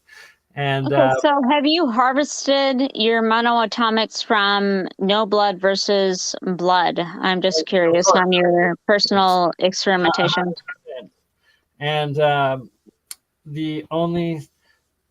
this is monoatomic, although it has a little bit of gold, but the majority of this is silver and copper in this mixture. And it always turns out in the white, fluffy, pure, snowflake-like. I'm really glad it's you doing these experiments and not me. And I'll stick to the theory side of it. I'll leave the practical stuff to you, bro.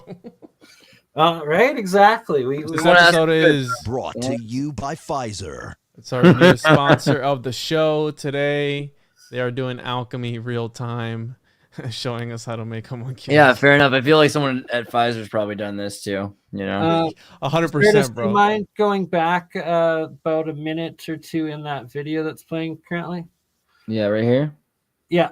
So if you see that red or brown little chunk that's at the top of the water there in the middle, that's what the drop of blood turned into.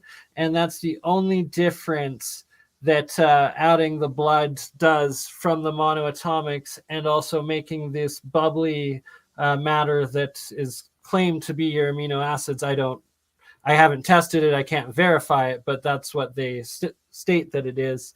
So I assume it is.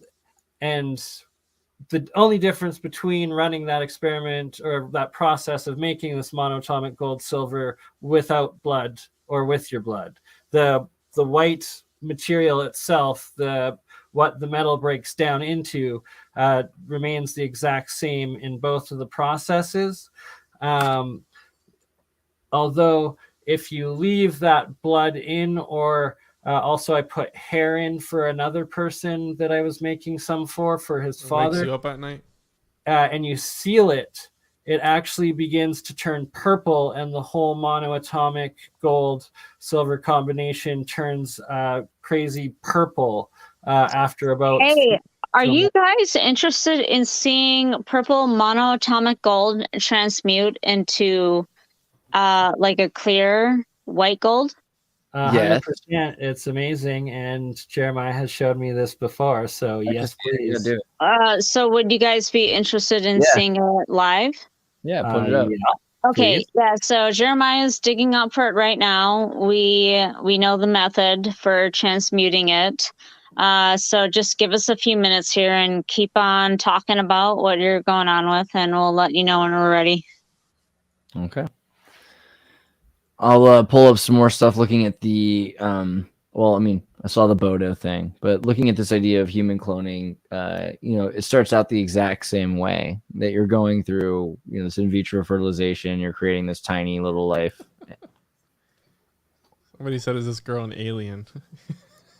Yeah, right. I don't know, man. Cloning. So I'd be interested, Bernie, to see, because I believe, and according, I don't know if you've ever heard of Vincent Bridges. He talks a lot about Edward Kelly, John Dee, and their alchemical experiments. And he has this idea that the red powder of projection was actually a meteorite. And that's why when they ran out of that powder, they weren't ever able to reproduce the transmutations. Edward Kelly being one of the first. Powder of projection. Are we able to get not, meteorite? But that is absolutely fascinating, and I'm going to need the link for that because it corresponds directly with my own research and work into deciphering Sir Isaac Newton's alchemy process and writings. So. The reason I bring that up is because in the Liber Vacae, it talks about using and I'm going to quote here, whoever wishes to make a rational animal should take his own water while warm, so that's your sperm, and let him mix it with an equal measure of the stone that is called stone of the sun. This is a stone that shines at night like a lamp until the place in which it is found is illuminated. And it uses this in this experiment, and I relate that to a meteorite, right? Because typical meteorite, when it lands, it's glowing and it lights up the area that it's found in. And it just so happens that Vincent Bridges talks about it perhaps being this red powder projection being of a meteorite. And they talk about that Egyptian pharaoh that has the dagger made out of some sort of meteorite as well. So again, I'd be interested to see what happens when you put that in that water. Yeah.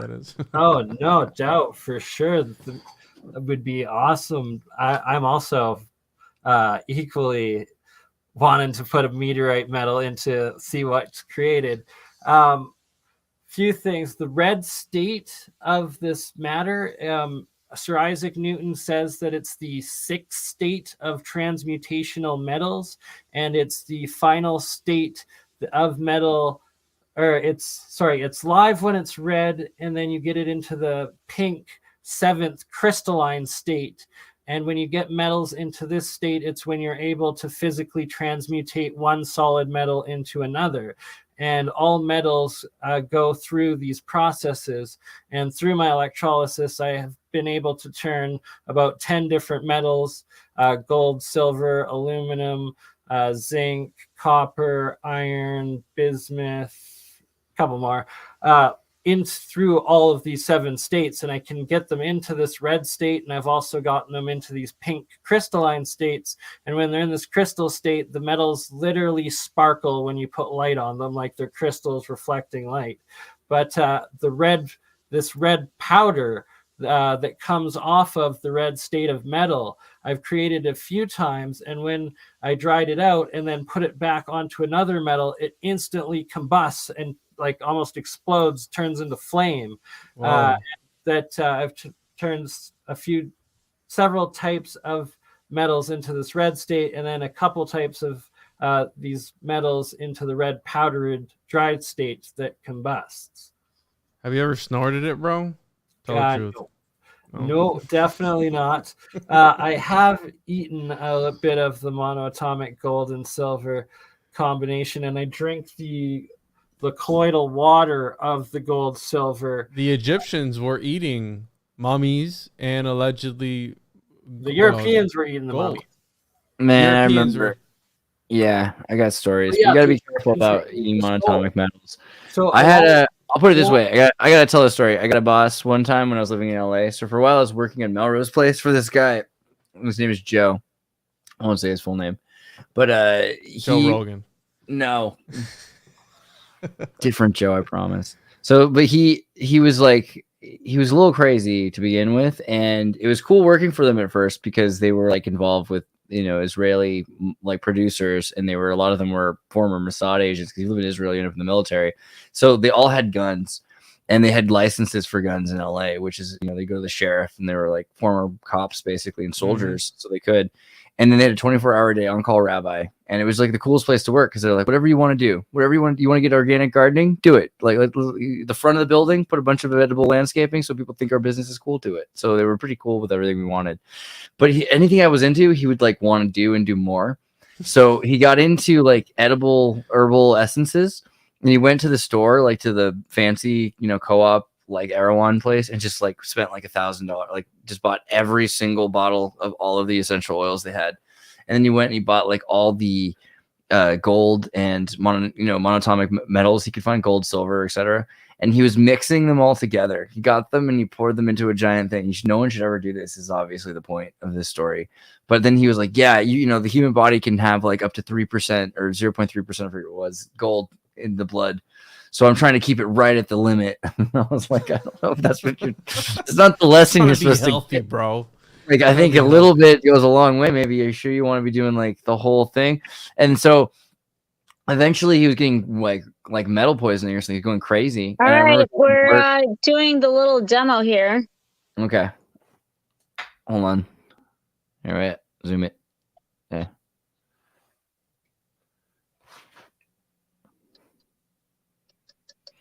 But I showed up at work one time, and the lights were out, and then I was escorted at gunpoint in, and he had a briefcase handcuffed to himself in a chair while he was wearing a motorcycle helmet, and he was sitting there in the dark, and he was just like, he'd gone completely insane. And the last time I heard about him, he was like on the news being chased by police cars in the Palisades. Can you walk us through stories of going absolutely Do you want more? psychotic and seeing if Okay. Are you sure? just too much of it or the wrong amount? So Jeremiah, what's the chemical compound of the purple gold? And can you show the color The of it? purple gold was sent by Dan, and So you can see there's just a very little bit amount of purple gold at the bottom. barely a few milligrams. Okay, so We're Joe, about to there's put- purple gold at the We're bottom. about Say to it. put 1 to 2 drops. Do we know the chemical composition of purple gold? Hydrogen peroxide at 34%. Another drop.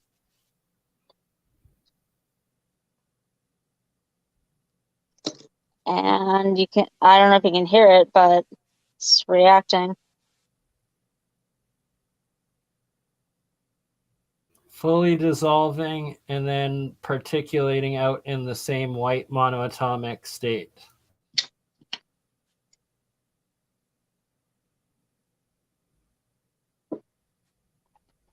I'm going to put a little bit more purple gold. Is purple gold valuable? Same price as Well, regular. purple gold is great. It just needs to go to that transmutation process. Really? I never So, even knew there was Purple gold is made from pure 24 karat gold. It's just undergone a Three more chemical drops. process. Okay. Interesting. Wow. Okay, so I'm going to add 3 more drops of 34% hydrogen peroxide.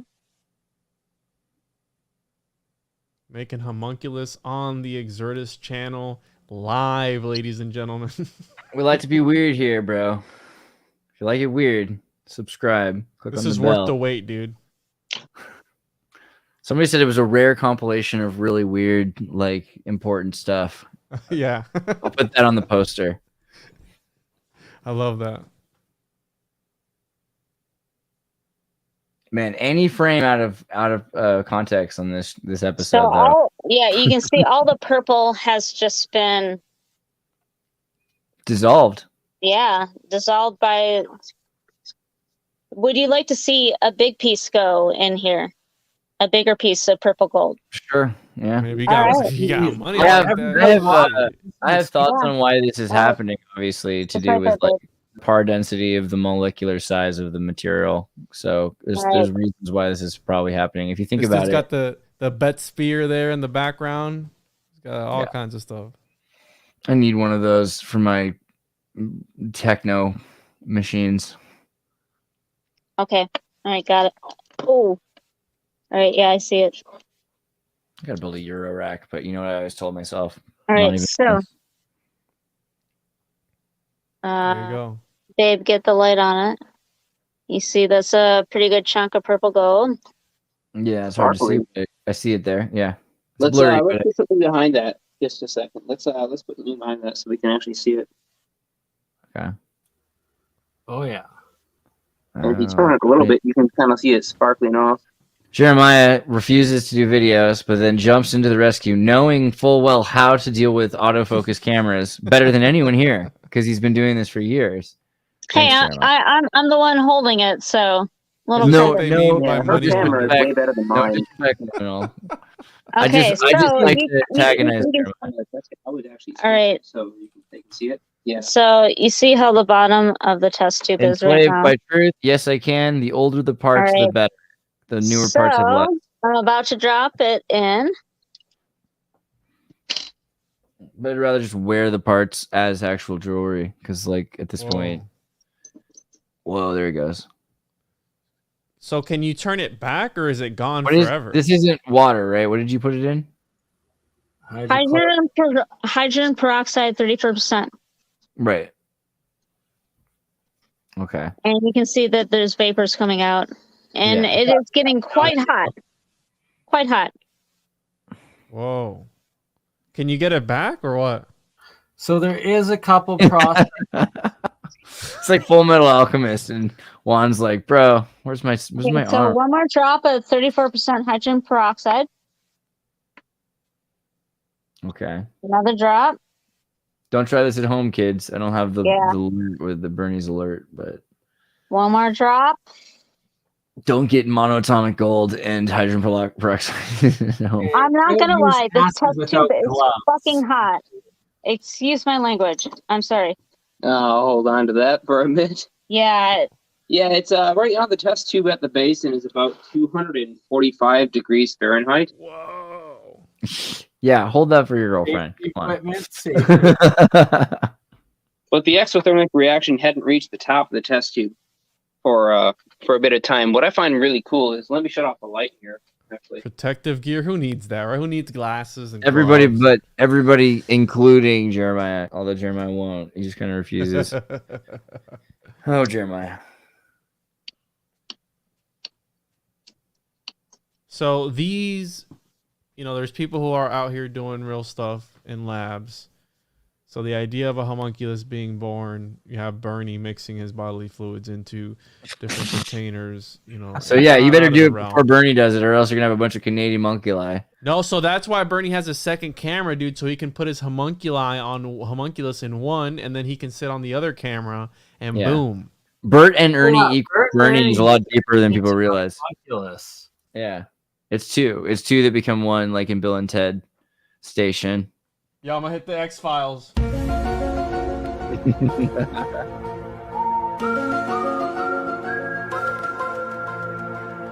Hail Nicolas Cage. Brought to you by Pfizer. What the fuck? Can you believe that reaction, though? We're just adding more peroxide. It's already reacted, but it's not losing its potency. Look at this. It's ridiculous. I'm going to be honest with you. I'm kind of retarded.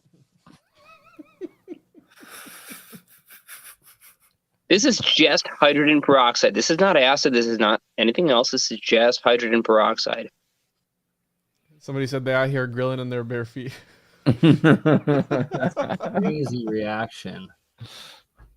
And it'll keep on going like that for a while. I actually have to set it down to let it kind of cool down here, because the exothermic reaction from such a tiny chunk, and again, we probably put, I would guess, somewhere around maybe 15 milligrams or less into there, and it just keeps on going and going and going. In fact, I've looked up reactions of hydrogen peroxide at high concentration and low concentration with potassium permanganate, with all kinds of alkali metals, and I've never found one, not a single reaction, that contains more metal than basically what is inside of this container. And whatever this stuff is, I mean, it is some magical material. And I'll show you. Dimethyltryptamine. It's sparkly. It's kind of purplish. It's got a little bit of red. It's got a little bit of yellowish hue, a little bit of orangish hue, bit of blue and green in there. Whatever it is, and let me shut this down. Maybe we show this better. Straight metamaterial. Oh, very much. So the story behind this stuff is Dan got this from a buddy of his.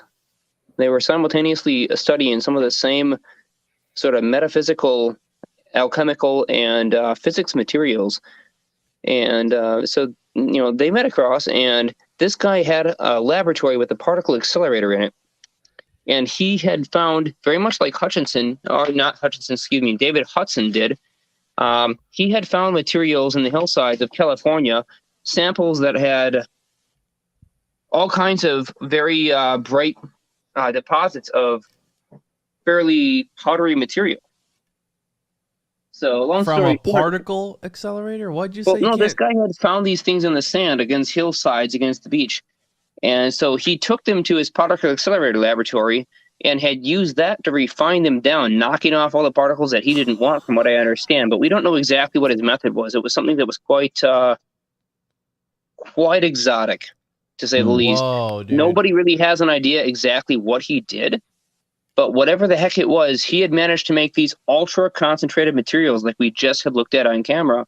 And they contain a huge, huge amount of energy. It's almost as if they're stable protons bound to each other, and adding the peroxide somehow allows them to react. Now, here's the funny thing. You put them into water, and there's no fizzling. There's no exothermic reaction whatsoever.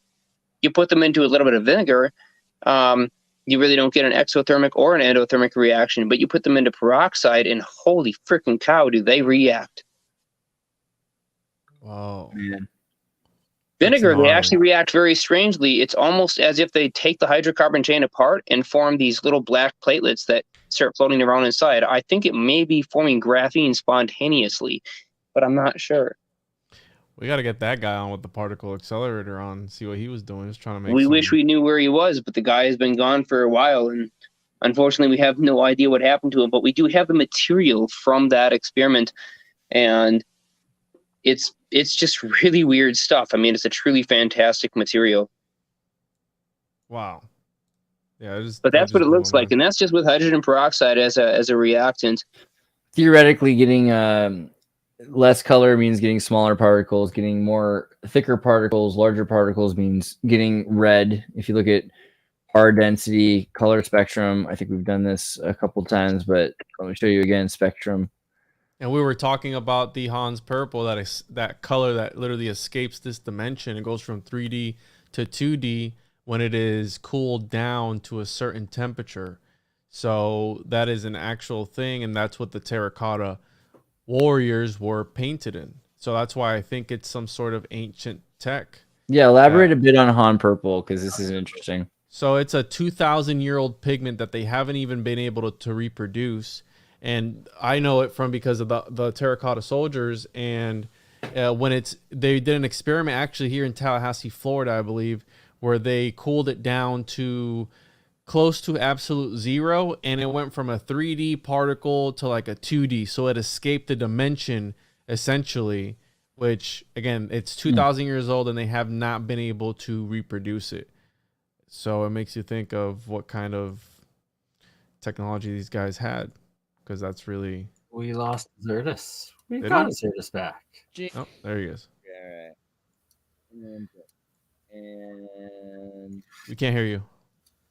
A little bit. No, I can hear you. is my audio bad? Is it okay? No, Yeah, it it's sounds... I think it might be coming through your little toggle thing. Switch it up in the... Hello, hello, hello, hello, hello, hello, hello, hello, hello. There you No, go. I hear you fine. All right, Better. cool. On purple. Okay.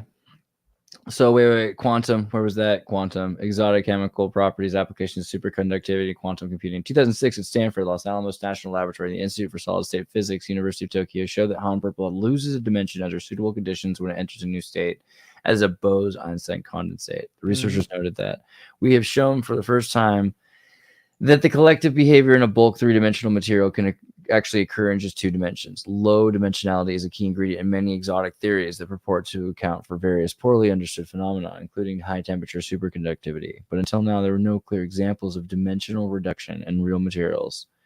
Until this paint. Yep, that's 2,000 years old, and they have not been able to reproduce it. So what were these dudes on? And they were known alchemists. They were trying to find the elixir of life. They were like, BurnEye, dude, what if BurnEye escapes this dimension one night when mixing his toenails into this concoction? If this was like 10 years ago, let alone 100, people would burn BurnEye at the stake. So it's cool that we're like super socially accepting of like, you know, like all kinds of people read to kids in libraries now. BurnEye can do all kinds of stuff. It's cool. I didn't mean it like that. No, I'm excited for you. I love what Juan said though. Is like nerding out is finally socially acceptable. Right. Almost cool. To think that a couple hundred years ago, you would have been burned at the stake for showing what you showed on air. Decades ago in certain states. Are you kidding me? Yeah, sure. I guess. Yeah. And, so it's go ahead. So each of the ancient alchemical texts starts off with, if you share this with the public, you will be punished by death. Only disclose this with your monarch, your king, and the high court. Yeah, BurnEye, what are you doing? You're warlock? By death. And secrets of the coven. So much of the old alchemists speak of different types of palpable. What's the word where you eat it? Palpable gold. Palpable. And that it's this white palpable gold, and that there's certain ways that it looks like you're making white palpable gold, but it's poisonous. And then there's other ways that you can make it properly. And the way that Jeremiah was just showing dissolving that blue gold or purple gold, it's one of the states of breaking gold down with the chemicals, with the acids, rinsing it, washing it, and breaking it down into this white, pure monatomic ormus state, as David Hudson calls it. And it's also described in some of these ancient alchemical texts with these chemicals that you wash it, rinse it, and get it down into this white powder. But that it's a very costing process, because you have to keep using these acids, diluting them, rinsing them, reapplying them, so forth and so forth. Where the process I've discovered, it's just salt water and a little bit of electricity, and then you're melting these pure metal elements down into this white monoatomic process that Sir Isaac Newton calls he states that all metals can be broken down into their most basic molecular form. I believe that's old world speak for molecular form, this monoatomic single white atom form of it, that the ancients say is edible or palpable, that they say that the ancients, so like texts from 500 years ago, these alchemical texts state that the ancients before them had this super process, super tech of this palpable gold, edible gold, and that they're trying to reproduce it over and over again. And the one time that about a month's time, once a week, I'd be eating a small amount of this pure monoatomic gold that I made. I need to make some more. I've just got a little bit of gold. It's really expensive because I'm using pure 24 karat gold to make it, right? But when I ate just a small amount of it once a week for 4 times, each time I ate it, I started like getting memories back from like a childhood, from like very, very young childhood. I was energized. I like didn't need to eat. I like barely slept for like 3 days afterwards, just energized, thinking, working away.